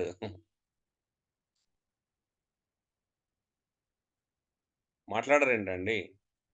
అవస్థుతుల్లో ఉన్నవాడు ఉన్నాడు, బీదవాడిగా ఉన్నాడు, నోరు తెరిచి ఎవరికి తన కష్టం చెప్పుకోలే. అతని విశ్వాస? పొందుకొని నేను ఎవరికి ఒక్క రూపాయి సహాయం చేయనోడు నన్ను దేవుడు దీవించాడు, ఉద్యోగం ఇచ్చాడు, ప్రమోషన్ ఇచ్చాడని చెప్పుకుంటూ బీదవాడిని పట్టించుకోకుండా సాక్ష్యాలు చెప్పేవాళ్ళు నిజమైన గొప్ప విశ్వాసులా? బీదవాడు వీరవాడు విశ్వాసం. నిజమైన విశ్వాసం. ఎవరికి చెప్పకపోవటం అనేవారే నిజమైన విశ్వాసం. కదా, మరి ఇప్పుడు మన సంఘాలు ఎలాంటి విశ్వాసం ఉన్నారో మీ అందరికీ తెలుసు కదా. కొంతమంది సోకాల్డ్ స్పీకర్లు అయితే అలాంటి వాళ్ళ సాక్ష్యాలు చెప్పిస్తారు, కానీ వాళ్ళ వల్ల ఎవరికి ఉపయోగం ఉండదు. అవునా? అది గొప్ప విశ్వాసం అనుకుంటున్నాం. సాక్ష్యం చెప్పడం, టెస్టిమనీ చెప్పడం. టెస్టిమనీ చెప్పడం విశ్వాసం కాదండి. నీకు దీవించబడినప్పుడు నీ దీవెనలో ఇతరులకు పాలిచ్చినప్పుడు చూసినా అది విశ్వాసం అంటే. అని చెప్పుకోవాల్సిన అవసరం కూడా లేదు. అందుకే చలి కాసుకోండి. ఇప్పుడు బట్టలు ఇవ్వకుండా చలి కాసుకోమంటే అదేమి లాజిక్ అండి? బట్టలు ఇస్తే చలి కాసుకోవాల్సిన అవసరం ఉండదు కదా. తృప్తిగా పొందండి, సమాధానంగా వెళ్ళండి అంటే తృప్తి ఎప్పుడుంటది? ఆకలేసినోనికి ఒక పూట భోజనం పెడితే తృప్తి ఉంటది. అవునా అండి? అవునన్న. ఎట్లా వస్తదండి ఆకలేసినోనికి? అన్నం పెడితే తృప్తి. అందుకే మన బ్రతుకుల్లో ఏమైపోయింది అంటే ఇంకా అసలు నిజమైన క్రైస్తవ్యాన్ని తెచ్చుకోలే. అందుకే పై లేఖనాన్ని బట్టి ఇతరుల కోసం ప్రార్థించి వారి క్షేమమును మాత్రమే కోరుకోవడం సరిపోతుందా అండి? హ్మ్. చెప్పాలి. సరిపోదన్న. మళ్ళీ దీన్ని ఎక్కడ పడితే అక్కడ అప్లై చేసుకోకండి. అన్నా నాకు 50,000 అప్పున్నాయి, మీరివ్వండి ఎవరన్నా అంటే 10,000, 20,000 ఎవరైనా సహాయం చేయమని అడిగినప్పుడు, నా దగ్గర ఉంటే ఇవ్వచ్చు, లేకపోతే ప్రార్థన చేస్తామని చెప్తాం. కానీ భోజనం అడిగినప్పుడు ఆకలేస్తుందన్నా అని అడిగినప్పుడు నేను ప్రార్థన చేస్తా అంటే అర్థం ఉంటదా అండి? హలో. అర్థం ఉండదు. ఆ! ఇలాంటి సహాయానికొస్తే నేను ప్రార్థన చేయను, సహాయం చేస్తాం. కానీ నాకు శక్తికి మించిన అవసరాల గురించి మాట్లాడినప్పుడు ప్రార్థన చేస్తామని అంటాం. అవునా అండి? అవునా గదా? అవునన్న.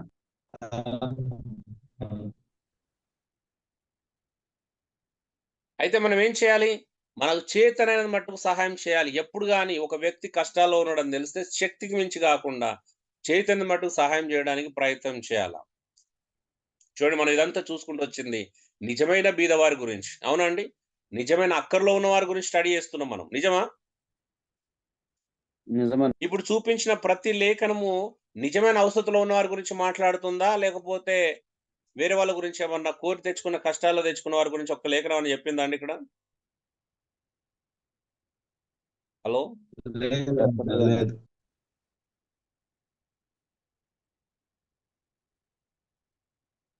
మొదటి పేతురు 4:9 చూడండి.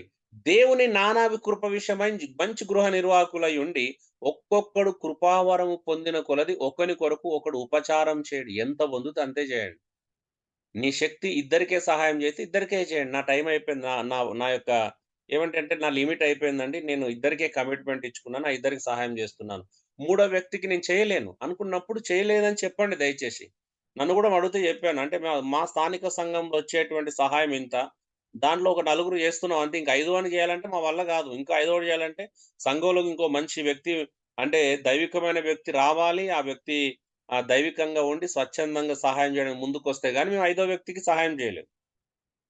నిజమా కదండి? అవునన్నా. ఇప్పుడు నాకు వందల మంది పరిచయం అవుతారు బోధ ద్వారా. నేను వందల మందికి, వేల మందికి సహాయం చేయాలంటే కుదురుతదా? కుదరదు కదండీ. కుదురుతదా అంటారా నిజంగా? కుదరదండి.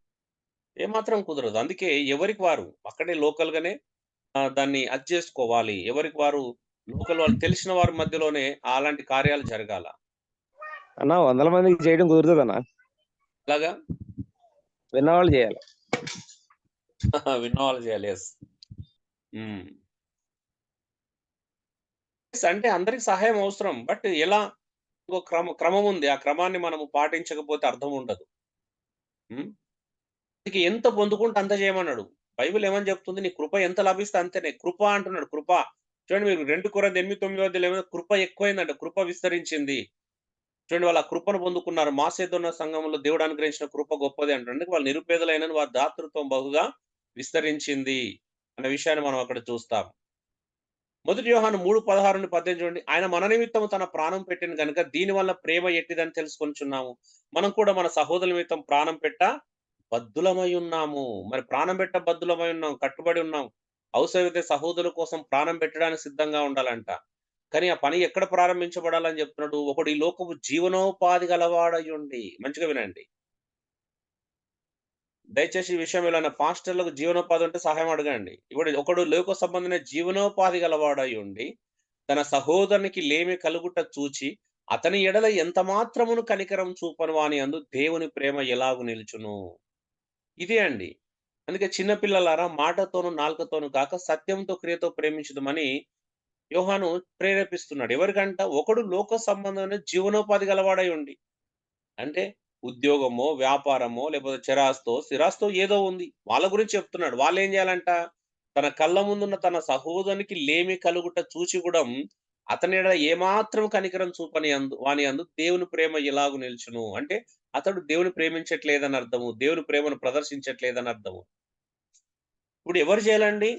జీవనోపాధి ఉన్నోడు, జీవనోపాధి లేని వానికి సహాయం చేయమని బైబిల్ సెలవిస్తుంది. అంతే అండి? ఈ లేఖనం చాలా అవును. అద్భుతమైనది. బైబిల్ అంతా కూడాము ఎవరికి చెప్తుంది సహాయం చేయమని? జీవనోపాధి లేని వాళ్ళకే చేయమంటుంది. అనాథలు, విధవరాండ్లు. అంటే జీవనోపాధి ఉన్నోడు చేయాలా. ఉన్నోడు లేనోనికి చెయ్యాలా. అది బైబిల్ బోధిస్తున్న విధానం. ఈ ప్రాస్పరిటీ ప్రీచర్‌లు వచ్చి ఏం చేశారంటే లేనోడు సంఘంలో అసలు లేనోడు అనేటోడు ఉండకూడదంట. అవునా? బైబిల్ అలా బోధిస్తుందండి? సంఘంలో బీదవాళ్ళు ఉండకూడదని చెప్తుందండి బైబిలు? హలో! లేదన్నా చెప్పట్లేదు. ఏ ఒక్క వచనం భాగం మనకు సపోర్ట్ చేయదు బీదవాళ్ళు ఉండకూడదనేది. బీదవాళ్ళు ఉంటారు సంఘంలో. ఆ బీదవాళ్ళకు ఉన్నోడు సహాయం చేయడం ద్వారా దేవుని యొక్క కృప, కనికరం సంఘాలలో విస్తరిస్తా ఉంటది. ఆ ప్రేమ ప్రదర్శించబడతది. మరి అందరూ ఉన్నోళ్ళైతే ఇగ ప్రేమించుకోవడము, కనికరం చూపించడము, ఆ! నిన్ను వలె నీ పొరుగువాని ప్రేమించడం, అక్కరలో ఉన్నవానికి సహాయం చేయడం ఇవన్నీ వృధానే గదండీ! అసలు లేఖనాలు ఎప్పుడు కూడా నెరవేర్పు జరుగుతదా అండి? అందరూ సమృద్ధి అందరూ ఉన్నవాళ్ళుంటే? జరగదండి. అప్పుడు యేసుప్రభు చెప్పిన మంచి సామ్రాణి కథకు అర్థమే ఉండదు. అంటే పొరుగువానికి సహాయం చేయడం అనే అసలు అవసరతే ఉండదు గదా! ఇంకా. అందరూ బాగుంటే. అందుకే ప్రాస్పరిటీ ప్రీచర్స్ ఎవరైనా మన ఊర్లోకొస్తే రానివ్వద్దు. నిజంగా చెప్తున్నాను. అలాంటి మీటింగ్ ఇక మనం రానివ్వలేని శక్తి లేకపోతే కనీసం మన సంఘంలో ఉన్నటువంటి వ్యక్తులనైనా ఆపుకోవచ్చు. అలాంటి మీటింగ్‌లకెళ్ళకుండా కంట్రోల్ జేసుకోవాలి. హ్మ్. సో, ఇదే అండి. మనం ఇప్పటిదాకా ఆహ్, బీదలు మరియు అవసరతలో ఉన్న వారి గురించి సహాయం చేయమని చెప్పబడిన ఎన్నో లేఖనాలు చూశాం. ఒక 2 వచనాలు సహజమైన లేఖనాలు చూసుకొని మనం ముగించుకుందాం. చూడండి సహజమైన లేఖనాలు ఏందో చూద్దాం. కొరింథీయులకు రాసిన పత్రిక మనం 16వ అధ్యాయం 1-3 చూస్తే, పరిశుద్ధుల కొరకైన చందా విషయమైతే నేను గలతీ సంఘములకు నియమించిన ప్రకారం మీరును చేయుడి. హ్మ్. నేను వచ్చినప్పుడు చందా పోగు చేయకుండా ప్రతి ఆదివారమున మీలో ప్రతివాడు తాను వర్ధిల్లిన కొలది తన యొద్ద కొంత సొమ్ము నిల్వ చేయవలెను. నేను వచ్చినప్పుడు మీరు ఎవరని యోగ్యులని ఎంచి పత్రికలు ఇస్తారో వారి చేత మీ ఉపకార ద్రవ్యాన్ని మళ్ళీ ఇక్కడికి యెరూషలేముకు, యూదాకు పంపిస్తానంటున్నాడు పౌలు. హ్మ్. పాస్టర్‌ల యొక్క నిజంగా చెప్తున్నాను తప్పుగా అనుకోకండి. ఒకసారి ఇలా మాట్లాడుతున్నప్పుడు భయంకరమైన తప్పుడు బోధ చేస్తున్నారు. ఆదివారం చందా పోగు చేయమని బైబిలే చెప్తుంది అని అన్నారు. నిజంగా చెప్పండి ఇక్కడ ఆదివారం చందా పోగు చేయమన్నది చందా గురించి మాట్లాడుతున్నాడు. ఫండ్ రైజింగ్ గురించి మాట్లాడుతున్నాడు. ఆదివారం ఇది కానుకలు పట్టే సందర్భం అని చాలా మంది అప్లై చేస్తున్నారు. నిజమా కాదా చెప్పండి? సో, అవునండి. ఇక్కడ ఆదివారం కానుకలు పట్టుకోమని ఈ లేఖనం ఏమైనా సెలవిస్తుందని ఎవరన్నా మాట్లాడగలిగితే నేను వాళ్ళతో ఎంతసేపు అయినా డిస్కషన్ చేయడానికి సిద్ధంగా ఉన్నాను. ఇక్కడే వెళ్తాం. చూడండి ఏమన్నాడు, పరిశుద్ధుల కొరకైన చందా విషయం అయితే యెరూషలేం, ఇది కూడా యెరూషలేం కరువు బాధితుల కోసమే పౌలు మాట్లాడాడు. ఆ విషయం అయితే నేను గలతీయ సంఘానికి నియమించిన ప్రకారమే మీరు చేయండి. గలతీ సంఘానికి కూడా పౌలు ఈ నియమం పెట్టాడండి. ఏంటిదంట, పౌలు సడన్‌గా వచ్చినప్పుడు పోగు చేస్తే చందా ఈజీ కాదు, కష్టం అవుతది. సడన్‌గా వచ్చినప్పుడు పోగు చేయకుండా ఉండటానికి ప్రతి ఆదివారం మీలో ప్రతి వాడును తను వర్ధిల్లిన కొలది అంట. మంచిగా వినండి, తను వర్ధిల్లిన కొలది మొదటి విషయం. అంటే అక్కడ విషయం ఏంది అనంటే మనకి ఈరోజు కొంతమందికి డైలీ వేజెస్ ఉంటాయి కదా! కొంతమంది మంత్లీ వేజెస్ ఉంటాయి. కొంతమందికి అక్కడ వీక్లీ వేజెస్ కూడా ఉంటాయి. అంటే ఆ వారమంతా కూడాము మీరు వర్ధిల్లిన కొలది ఆ వారంలో మీరు ఎంత వర్ధిల్లితే అంత. ఇక్కడ ప్రతి ఆదివారమున ఏం చేయాలంట, తన యొద్దనే అన్నాడా, సంఘంలో చందా పెట్టె గురించి మాట్లాడుతున్నాడు ఇక్కడ. మంచిగా తన యొద్ద కొంత సొమ్ము నిల్వ చేయవలెను. వాడు ఎంత వర్ధిల్లిన కొలది అంతగా ఎవరి దగ్గర పడితే ఎవరి దగ్గర సెల్ఫ్‌గా అన్నాడా, ఇక్కడ సంఘంలో కానుక పెట్టెలేయడం గురించి మాట్లాడుతున్నాడో చెప్పండి.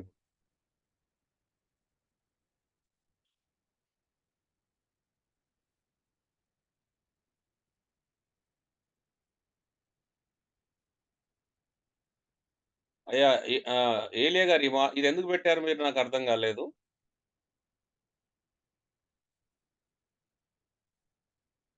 వచనం ఎందుకు పెట్టారో నాకు అర్థం కాలేదు. పాత నిబంధన ప్రకారం అయిపోయిందండి. ఆ విధవరాలు కూడా పాత నిబంధన స్టోరీ, కొత్త నిబంధన స్టోరీ కాదు. నేను ఆల్రెడీ చెప్పాను అవన్నీ. ఓకే. 2 కాసులేసిన విధవరాలు లేఖనం ఎందుకు పెట్టారో నాకు అర్థం కాల. మందిరం ఉందా అండి? మనకు మందిరం లేదు. మందిరంలో కానుకల పెట్టి ఉంది. అక్కడ నియమాలున్నాయి. మోషే ధర్మశాస్త్రం చెప్పిన నియమాలున్నాయి. ఇక్కడ మనకున్నాయంటే ఓకే, ఇది పాటించాలి ధర్మశాస్త్రం సంబంధమైన విషయాలని ఆల్రెడీ నేర్చుకున్నాం అది. పరిశుద్ధుల కొరకైనా చందా విషయం అయితే నేను గలతీయ సంఘంలోకి నియమించిన ప్రకారం మీరు చేయాలి. ప్రతివాడు తాను వర్ధిల్లిన కొలది తన యొద్దనే కొంత సొమ్ము నిల్వ చేయవలెను. ఎందుకంటే నేను వచ్చినప్పుడు మీరు ఎవరని యోగ్యులని ఎంచి పత్రికలు ఇస్తారో వారి చేత మీ ఉపకార ద్రవ్యాన్ని యెరూషలేంలో యూదుల కాపురం ఉన్నటువంటి బీదల కోసం పంపిస్తా అనేది పౌలు యొక్క ఉద్దేశం. అవునండి. ఇక్కడెక్కడన్నా ఆదివారం కానుకలు పట్టే సందర్భానికి సంబంధించిన విషయం ఉందంటారా చెప్పండి. లేదు లేదు.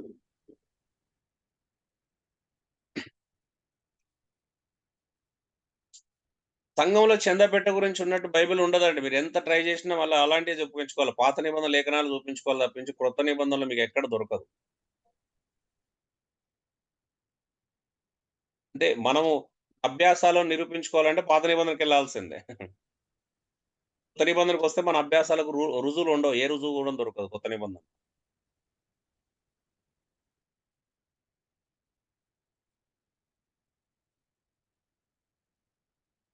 సో చందాను పోగు చేయమని ఎందుకు పౌలు కొరంథీ సంఘానికి చెప్పాడండి? ఏ ఉద్దేశంతో చెప్పాడు? హాస్టల్ కోసం పోగు చేసుకోమన్నాడు కదా, లేదంటే? హలో, అయిపోయింది నాతో. ఈ రోజుతో నా పని అయిపోయింది. సో యెరూషలేంలో ఉన్నటువంటి కరువు బాధితుల కోసం పౌలు ఈ మాట చెప్పాడు. దీన్ని కూడా దురదృష్టవశాత్తు ఏమైతుందంటే పాస్టర్లు ఈ లేఖనాన్ని వాడుకోవడం, నిజంగా సందర్భానికి వ్యతిరేకంగా వాడుకోవడం ఎంత సిగ్గుచేటు కలిగించే విషయం అనేది. ఎంత సిగ్గుచేటండి. దేవుడు బీదవాళ్ళ కోసం రాయించిన లేఖనాన్ని మా కోసం దేవుడు వాడుకోమన్నాడు. ఆదివారం చందా పోగు చేసుకోమన్నాడు. కానుక పెట్టుకోమని, చందా పట్టుకోమన్నాడు అని చెప్పి అడుక్కోవడం నిజంగా ఎంత సిగ్గుచేటు కలిగించే విషయం అండి. ఆ బాక్స్ మన కొరకే పెట్టారు అని చెప్పుకోవడము. అంటే అయ్యగారు యేసుప్రభు ఉన్న కాలంలో విధవరాలు 2 కాసులు వేసిందని మాటను బట్టి అంటే కానుక పెట్టే అవకాశాలు ప్రభువు పెట్టాడు కదా అనేది రుజువు చూపిస్తున్నారన్నమాట. అవునండి. అది పాత నిబంధనలో ఉన్నటువంటి సందర్భం గదండీ అది. కొత్త నిబంధనకు సంబంధించింది గాదు గదా అది. అది ఆల్రెడీ మనం చూసాం కొన్ని లేఖనాలు. సో, అవునండి. బీద అవునండి. విధవరాలు ఎందుకేసింది అనేది గూడా చాలా ఇంపార్టెంట్ విషయం. సరే మరి ఆ బీద విధవరాలేస్తే మీరు అంగీకరిస్తారా? 2 కాసులేస్తే 2 కాసులు తీసుకుంటారా అండి? నిజంగా చెప్తున్నాను. ఇప్పుడు సంఘంలో ఉన్న బీద వాళ్ళందరూ తలా ఒక కాసేసిరనుకోండి. బైబిలు ఆల్రెడీ చూసాం మనం. బీదలకే దశంభాగం ఇవ్వాలని పాత నిబంధన చెప్తున్నప్పుడు, ఆ బీద విధవరాలు కథ సందర్భము యేసుప్రభు ఎందుకు చెప్పాడని అర్థం చేసుకోవడం విచారమే గదా! బైబిల్‌లో బీదలు కానుకలేయమని ఎక్కడ గూడా చెప్పలేదు. అంటే దశంభాగం ఇవ్వని. ఆ కానుక యొక్క ఉద్దేశ్యం వేరు. అవునా? అవునయ్యా. ఇప్పుడు ఆదివారమే కాకుండా శుక్రవారం ఇంకేం మీటింగ్స్ ఉన్నా అన్ని పడుతున్నారు పాస్టర్ అదే అన్న. అంతే కదా కానుకలు పట్టడమే మనం మీటింగ్లు పెట్టే ఉద్దేశమే కానుకలు పట్టుకోవడం. ఇంకా దానికి వేరే ఏముంది చెప్పండి. మీటింగ్ కాదు, శుక్రవారం మామూలుగా ప్రార్థన ఫాస్టింగ్ ప్రేయర్స్ పెడతారు కదా, అప్పుడు అవునవును. కూడా ఇంకా ఏదన్నా మంచిదే కదా. అంటే ఎంత అవకాశం ఉంటే అంత పట్టుకుంటే మంచిదే కదా, డబ్బులు ఎక్కువ వస్తాయి. ఆల్ నైట్ ప్రేయర్లలో పడుతున్నారు, ఇష్టం వచ్చినట్టు చేస్తున్నారు. ఏమైనా చేసుకోవచ్చు. రేపు దేవుని దగ్గర మాత్రం ఖచ్చితంగా లెక్క ఉంటది ఒక రోజు. అక్కడ అప్పగించుకోవాలి ఏం చేసినాం అనే దానికి. అవునయ్యా, అలాగే అవును. 2 కొరింథీ మనం చదువుకున్నాం. ఇది 1, 2 పరిశుద్ధుల కొరకైన ఈ పరిచర్య గురించి ఆల్రెడీ ఇదంతా చదువుకున్నాం కాబట్టి నేను స్కిప్ కొట్టేస్తున్నా. 2 కొరింథీ 8 మరియు 9 అధ్యాయాలంతా యొక్క ముఖ్యాంశం అంతా కూడా చూశాము. ఏంటిది? పరిశుద్ధుల కొరకైన పరిచర్య. మీరు చూడండి బైబిల్ అంతలో కూడా పరిశుద్ధుల కొరకైన పరిచర్య. అసలు నిజమైన పరిచర్య అంటే బీదలకు సహాయం చేయడమే. పరిచర్య, అది పరిచర్య, మినిస్ట్రీ. మినిస్ట్రీ అంటే చూడండి పూర్ అండ్ నీడీ మినిస్ట్రీ. పరిశుద్ధులకు చేసే సహాయం చేసే పరిచర్య. ఇది మాత్రం పక్కన పోయింది 100% డౌట్ లేకుండా మనం చూడట్లేదు. స్వచ్ఛందంగా ఇచ్చట యొక్క ఆవశ్యకతను గురించి పౌలు గారు ఎందుకు ఈ 2 అధ్యాయాలు అంటే 8, 9 కేటాయించవలసి వచ్చినది అంటే, మన బీదలైన పరిశుద్ధులకు సహాయం చేయటం సంఘం యొక్క ఒకానొక ప్రాముఖ్య బాధ్యత అని పౌలు ఎంచాడు గనుకనే. సంఘంలో కరువొచ్చింది. కరువు బాధితుల కోసం, అక్కర్లో ఉన్న వారి కోసం, అవసరతలో ఉన్న వారి కోసం సహాయం చేయడం మన యొక్క ప్రాథమికమైనటువంటి బాధ్యత అని బైబిల్ అంతా నొక్కి చెప్తుంది కదండీ! యాకోబు 1:27, యాకోబు 2 అధ్యాయం 15-17 వచనాలు, మొదటి యోహాను 3 అధ్యాయం 16-18 వచనాలు, గలతీయులకు రాసిన పత్రిక 6 అధ్యాయం 8-9 వచనాలు. ఇవన్నీ గూడము పరిశుద్ధులకు కష్టాల్లో ఉన్న వారికి, అవసరతలో ఉన్న వారికి సహాయం చేయమని కొత్త నిబంధన బోధ నొక్కి చెప్తున్నటువంటి అద్భుతమైనటువంటి బోధ అండి ఇదంతా గూడా. ఆల్రెడీ చదువుకున్నాం గలతీ గూడా. 2 అధ్యాయం 6-10 వచనం, ఎన్నికైన వారిగా ఎంచబడిన వారి యొద్ద నేనేమియు తెచ్చుకోనలేదు. అంటే ఇది చాలా ఇంపార్టెంట్. వారెంతటి వారైనా నాకు లక్ష్యం లేదు. దేవుడు నరుని వేషం చూడు. ఆ ఎన్నికైన వారు నాకు ఏమి ఉపదేశింపలేదు. సున్నతి పొందిన వారికి బోధించుటకై సువార్త పేతురుకి ఎలాగ అప్పగింపబడెనో, అలాగనే సున్నతి పొందని వారికి కూడా బోధించుటకై నాకు అప్పగింపబడినని వారు చూసినప్పుడు, అనగా సున్నతి పొందిన వారికి అపోస్తులకు పేతురుకి ఎలాగ సామర్థ్యం కలుగజేశాడో, సున్నతి పొందని వారికి అంటే అన్యజనులకు అపోస్తులుగా ఉండటానికి నాకు సామర్థ్యం కలుగజేసినని వారు స్తంభములుగా ఎంచబడిన యాకోబు, కేఫా, యోహాను అను వారు నాకు అనుగ్రహింపబడిన కృపను కనుగొని, మేము అన్యజనులకు తాము సున్నతి పొందిన వారికి అపోస్తులుగా ఉండవాలని చెప్పి తమతో పాలువారమోటు సూచనగా నాకును బర్నబాకు కుడి చేతిని ఇచ్చిరి. అయితే మేము బీదలను జ్ఞాపకం చేసుకున్న వాళ్ళని మాత్రమే వారు కోరి అలాగూ చేయటం మాకు ఇష్టమైంది. చూడండి, అపోస్తులు పౌలు యొక్క అపోస్తులత్వాన్ని గుర్తించిన తర్వాత, ఆయన కృపను కనుగొన్న తర్వాత, నువ్వు అన్ని జనులకు సువార్తను ప్రకటించొచ్చు, యూదులకు కూడా సువార్తను ప్రకటించొచ్చు, మాకు దానిలో అభ్యంతరం లేదు గానీ, నువ్వు బీదలను మాత్రం జ్ఞాపకం చేసుకోవడం మర్చిపోవద్దనే విషయాన్ని చెప్పాడు. చూడండి, అపోస్తులు పౌలు చేసిన ఒకే ఒక మనవేంటండి? రిక్వెస్ట్ ఏంటి? బీదలను జ్ఞాపకం చేసుకో. బీదలను జ్ఞాపకం చేసుకోమని చెప్పారు. అవునా? బీదలను, అవసరతలో ఉన్నవారిని జ్ఞాపకం చేసుకోమని చెప్పారు. పౌలు కూడా దానికి సిద్ధపడి ఉండడం వల్లే ఇంత పరిచర్య చేశాడని అర్థం చేసుకోవాలా. చూడు, వారు కోరినది ఏమనగా యూదుల వద్దకైనాను లేక అన్యజనుల యొద్దకైనా వెళ్ళవచ్చును. కానీ బీదలకు సహాయం చేయటం మర్చిపోవద్దన్నది పౌలు వారి చేసినటువంటి ఒక రిక్వెస్ట్. అందుకే ఏం చేయాలని పౌలు కూడా ఆశ కలిగి ఉన్నాడండి? హలో, పౌలుకున్న ఆశ ఏంటి? బీదలను జ్ఞాపకం చేసుకోవటం కూడా. బీదలను జ్ఞాపకం చేసుకోవడం కదా, బీదలకు సహాయం చేయాలని పౌలు కూడా ఆశ కలిగి ఉన్నాడు కాబట్టి, అందుకే పౌలు పరిచర్యలో ఈ 2 కొరింథీ 8, 9 అధ్యాయాలు అంత పుష్కలంగా వివరించాల్సి వచ్చింది. అలా మాట్లాడినందుకే పౌలుని ఏమన్నారంటే, కొంతమంది మేము శరీర రీతిగా నడుచుకొనుచున్నారని చెప్పుకున్నారంట. పండు గురించి మాట్లాడినందుకు పౌలుకు ఒక నిందొచ్చింది. ఏంటిదంటే, శరీర రీతిగా నడుచుకొనుచున్నారు. శరీర రీతి అనగంటే కొంతమంది ఏం అపార్థం చేసుకున్నారంటే, అదేదో పాపం చేసినట్టు, ఆయనకేదో శారీరక బలహీనతలు ఉన్నాయి అని వేరే రకంగా అర్థం చేసుకున్నారు. అవునా? నిజమే కదండి? అవునన్నా, పుస్తకాలే రాశారు కొంతమంది. మరి టూ మచ్ కాకపోతే, మేము శరీర రీతిగా నడుచుకున్నదని పౌలు మీద నింద మోపడానికి గల కారణం ఏందంటే, చందాలు పోగు చేయడమే. అందుకే అన్నాడు, ఎవడన్నా నా గురించి అలా మాట్లాడితే తెగింపోయి మీ దగ్గర మీకు కాఠిన్యం చూపకుండా జాగ్రత్త పడి, అలాంటి వారికి నేను సమాధానం ఇవ్వాలనుకుంటే చాలా ఇవ్వచ్చు అని పౌలు చెప్తున్నాడు. అవునా? హలో. అవునన్నా. సో ఇప్పుడు అదే, ఎందుకంటే డబ్బుల మ్యాటర్ వచ్చినప్పుడు కొంతమంది అపార్థం చేసుకునే ప్రమాదం ఎక్కువగా ఉంటది. శరీర సంబంధులుగా చూసే అవకాశం ఉంటది. ఇక్కడ చందా పోగు చేయడం గురించి పౌలు ఎన్నిసార్లు మాట్లాడు చూడండి.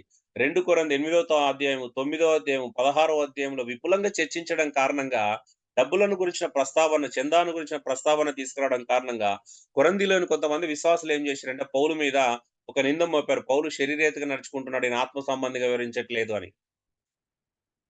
సో ఇది విషయం శరీర రీతిగా నడుచుకున్న నింద రావడానికి గల కారణం. దానికి ఆయనకేదో పాపం ఉందని కొంతమందైతే మరి టూ మచ్‌గా ఆయనకు శరీర సంబంధమైన బలహీనతలున్నాయి. ఆ! ఏదేదో రాసేసారండి ఇష్టం ఉన్నట్టుగా. ఇంగో అదే మరి వెర్రి ఎక్కువై అనవసరమైన మెడిటేషన్‌లు చేస్తే వచ్చే సమస్యలివే. మెడిటేషన్ అనేది లేఖనంలో చేయాలా. లేఖన ఆధారం చేసుకొని చేయాలా. కళ్ళు మూసుకొని నువ్వు ఏది ఊహించుకుంటే అది పౌలు గురించి రాసేస్తే ఎలా అండి? అవునా? అవునన్న. ఆ ఒక్క లేఖనం చదువుకొని దాన్నే ధ్యానిస్తూ శరీర రీతి అని కళ్ళు మూసుకొని ధ్యానిస్తే 100 ఊహలొస్తాయి. నీ 100 ఊహలన్నీ రైట్ అయితాయా? దాని సందర్భం చూడాలి గదా! దాని లేఖనం యొక్క సందర్భం చూసి ఇంటర్ప్రిటేషన్ చేయాలి గదా! ఇలాగా ఎన్ని తప్పుడు ఇంటర్ప్రిటేషన్సో మనకైతే. హ్మ్. నేటి సంఘ కాపులు లేక నాయకుల ఆశలేంటండి మరి? పౌలుకైతే బీదలకు సహాయం చేయాలని ఆశ కలిగున్నాడు. మరి నేటి సంఘ కాపులు లేక నాయకుల ఆశలేంటి? బీదలను దోసుకోవడం. బీదలను ఆస్తులు దోసుకోవడం. హ్మ్. సంపాదించ స్థలాలు, ఆస్తులు, దశంభాగాలు, వస్తు వాహనాలు, బిల్డింగ్స్, పెద్ద పెద్ద ఫార్చునర్‌లు, బియ్యం డబ్బాలు కొనుక్కోవాలా? బియ్యం డబ్బాలన్నా కొనుక్కోవచ్చు నిజంగా బియ్యం ఉంటే ఎవరికన్నా సహాయం చేస్తావు. నీ బియ్యం డబ్బులు ఏం చేస్తది? ఎవరికి ఉపయోగపడతది? ఏదో ఉండాలి పరిచర్యలో బాగా తిరుగుతున్న వారికి, పరిచర్య ధర్మం నిజంగా యథార్థంగా నిర్వర్తిస్తున్న వారికి, యథార్థమైన సువార్త ప్రకటిస్తున్న వారికి, యథార్థమైన బోధ చేస్తున్న వారికి ప్రయాణాలు చేయడానికి ఒక వెహికల్ ఉండడం తప్పులేదు. కానీ దానికి పెద్ద పెద్ద లక్షల్లో విలువ చేసే వెహికల్ అవసరం లేదు. అవునా? అవునయ్య. అవునన్న. అవును. సో, ఆలోచించండి. హ్మ్. నేటి సంఘ కాపుల ఆశలు నేను జాకబ్ మాట్లాడుతూ అన్న మనం ఇలా చేద్దాం అంటే నాకు చాలా సంతోషమేసింది. ఉదయం నాకు 2 కాల్‌లొచ్చినాయి శనివారం రోజు. ఒక సహోదరుడేమో "నన్ను పని చేయొద్దని జెప్పారు. నేను కష్టాల్లో ఉన్నానన్నా. నన్ను పని చేయొద్దని కొంతమంది పని చేయాలనుకుంటే ప్రయత్నం చేస్తా ఉంటే పని చేయొద్దు. సేవకుడు, అభిషిక్తులు పని చేయకూడదని జెప్పారని" జెప్పేసి పని జేయడం మానేసి కుటుంబాన్ని కష్టాల్లో నెట్టుకున్నాడు. ఎంత భయంకరమైన విషయం అంటే ఎవరండి మీకు నేర్పించింది? హ్మ్. మరొక సహోదరుడు జాకబ్ నాకు ఫోను చేసి "అన్న మనం ఏదైనా చేద్దాం. బిజినెస్ చేసుకొని మనకు మనం పోషించుకుంటూ ఇతరులకు సహాయం చేద్దామని" నాతో మాట్లాడిన సహోదరుడు మళ్ళీ. జాకబ్ ఒక 2 గంటలు మాట్లాడిన శనివారం రోజు. అంటే 2 విభిన్నమైనటువంటి వ్యక్తులు. ఎక్కడుందండి బైబిల్‌లో పని చేస్తే పాపం అని చెప్పండి. నిజంగా ఛాలెంజ్ చేస్తున్నాను. సేవలో ఉన్నోళ్ళు పని చేస్తే పాపము అని ఒక రిఫరెన్స్ చూపించండి. కొత్త నిబంధనలో. దేనికంటే దానికి సిద్ధమండి. ఇంకా క్లాస్ రాకముందే అడుగుతున్నాను. పిలుపు పరిచయం వచ్చిన తర్వాత మీకు ఇంకా క్రిస్టల్ క్లియర్‌గా లేఖనాల ద్వారా మీరు ప్రతి లేఖనాన్ని చూస్తారు. ఎన్ని లేఖనాలు కనీసం 50 లేఖనాలు చూపించి తప్పు కాదని చూపిస్తాను. మీరు ఒక్క లేఖనమన్నా చూపించండి నాకు చాలు. హ్మ్. చూడండి పౌలు ఏమన్నాడు? అపోస్తలుల కార్యం 20, 34, 35 నా అవసరత నిమిత్తమును, నాతో ఉన్నవారి నిమిత్తమును, ఈ నా చేతులు కష్టపడినవని మీకే తెలియను. మీరును ఇలాగు ప్రయాసపడి బలహీనలను సంరక్షింపవలనని ఇచ్చుకొనుట కంటే ఇచ్చుట ధన్యమని ప్రభువైన యేసు చెప్పిన మాటలు జ్ఞాపకం చేసుకోవాలని అన్ని విషయంలో మీకు మాదిరి చూపుతినని చెప్పాను. పౌలు సంఘ కాపరులకి, సంఘ నాయకులకు పని చేయమని చెప్తున్నాడు ఇక్కడ మరి. పాపం చేయమని చెప్తున్నట్టా అండి ఇప్పుడు పౌలు? అయ్యో! మీరు అభిషిక్తులు, మీరు పని చేయకూడదని చెప్తున్నాడా? పని చేయమని చెప్తున్నాడా ఇక్కడ? హలో! మాట్లాడాలా? ఏమని చెప్తున్నా? ఇచ్చుకొనుట కంటే ఇచ్చుట ధన్యమనే మాటలు పౌలు ఎవరికి చెప్తున్నాడండి? సంఘానికి చెప్తున్నాడా? నాయకులకు చెప్తున్నాడా? చెప్పాలి. నాయకులకు. డియర్ బ్రదర్స్ అండ్ సిస్టర్ మిగతా వాళ్ళు స్పందించండి. ఒక్కరే స్పందిస్తున్నారు. 20 అన్న మందిలో. నాయకులకే అన్న. నాయకులకే అన్న. నాయకులకు. పక్కా ఎఫెసు సంఘ పెద్దలకు చెప్తున్నాడు. అవునా అండి? అవునయ్య. దీన్ని అవును. కూడా వాడేసుకున్నారండి ప్రాస్పరిటీ ప్రీచర్స్. పుచ్చుకొనుట కంటే ఇచ్చుట ధన్యమనే మాట సంఘాలకు రుద్దుతూనే ఉన్నారు. అవునా? అవునన్న.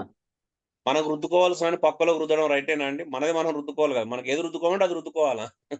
మనం రుద్దుకోవాల్సినవి కూడా కుక్కలకే రుద్దడం నేర్చుకున్నాం చాలా భయంకరంగా. హ్మ్. సో, పుచ్చుకొండకుండా దున్నే మాటలు సంఘ పెద్దలు చెప్పబడినాయి. సంఘ నాయకులు ఏం చేయాలని కోరుకుంటున్నాడు? సంఘానికి ఇచ్చే స్థితిలో ఉండాలంటే ఎవరికి? సంఘంలో బలహీనులుగా ఉన్నవారికి, అవసరతలో ఉన్నవారికి సహాయం చేసే స్థితిలో ఉండాలని బైబిల్ కోరుకుంటుంది తప్పించి, సంఘం మీద ఆధారపడమని ఏం చెప్పట్లేదు. హ్మ్. ఇద్దరు, ముగ్గురు విశ్వాసులున్నోళ్ళు, నలుగురు, ఐదుగురు, 10 మంది విశ్వాసులున్నోళ్ళు గూడాము సంఘం మీద ఆధారపడి బ్రతకాలనుకోవడం నిజంగా భయంకరమైన విషయమే గదండీ! అవునా అండి? పోనీ ఫుల్లు పరిచర్య ఉంది. బయట పని జేసుకోలేనంత వెసులుబాటు చేసుకోలేనంత తీవ్రమైన పరిచర్యను చేస్తున్నావంటే కనీసం ఒక న్యాయసమ్మతంగా ఉంటది. నిజమా కాదా చెప్పండి? హలో! అవునన్నా. 10 మంది, 20 మంది సంఘం ఉన్నోళ్ళు గూడము ఖాళీగా ఉండడం అనేది నిజంగా కుటుంబాలను నష్టపరుచుకోవడం అనేది ఎంత ప్రమాదకరమైన విషయం ఆలోచించండి.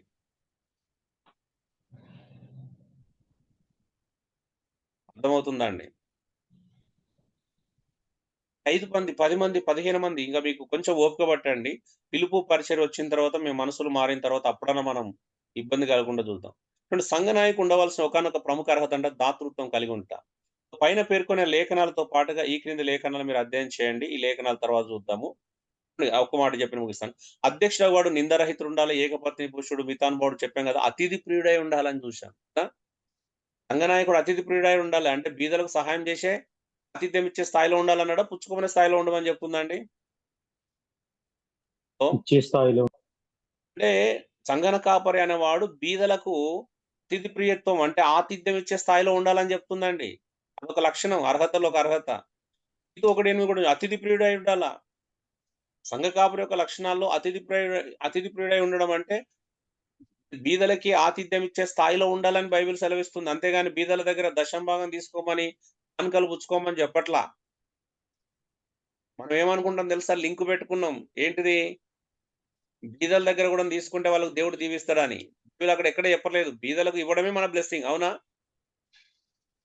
బీదల దగ్గర తీసుకోవడం బ్లెస్సింగా? ఇవ్వడం బ్లెస్సింగా అండి? ఇవ్వడం బ్లెస్సింగ్. ఇవ్వడం బ్లెస్సింగ్, ఆశీర్వాదం. అవునయ్యా. సో, ఇది అండి ఇక్కడ దాకా. అందుకే నేను ఇక్కడ వరకు ముగించడం కోసం ఇక్కడ వరకు తీసుకొచ్చాను.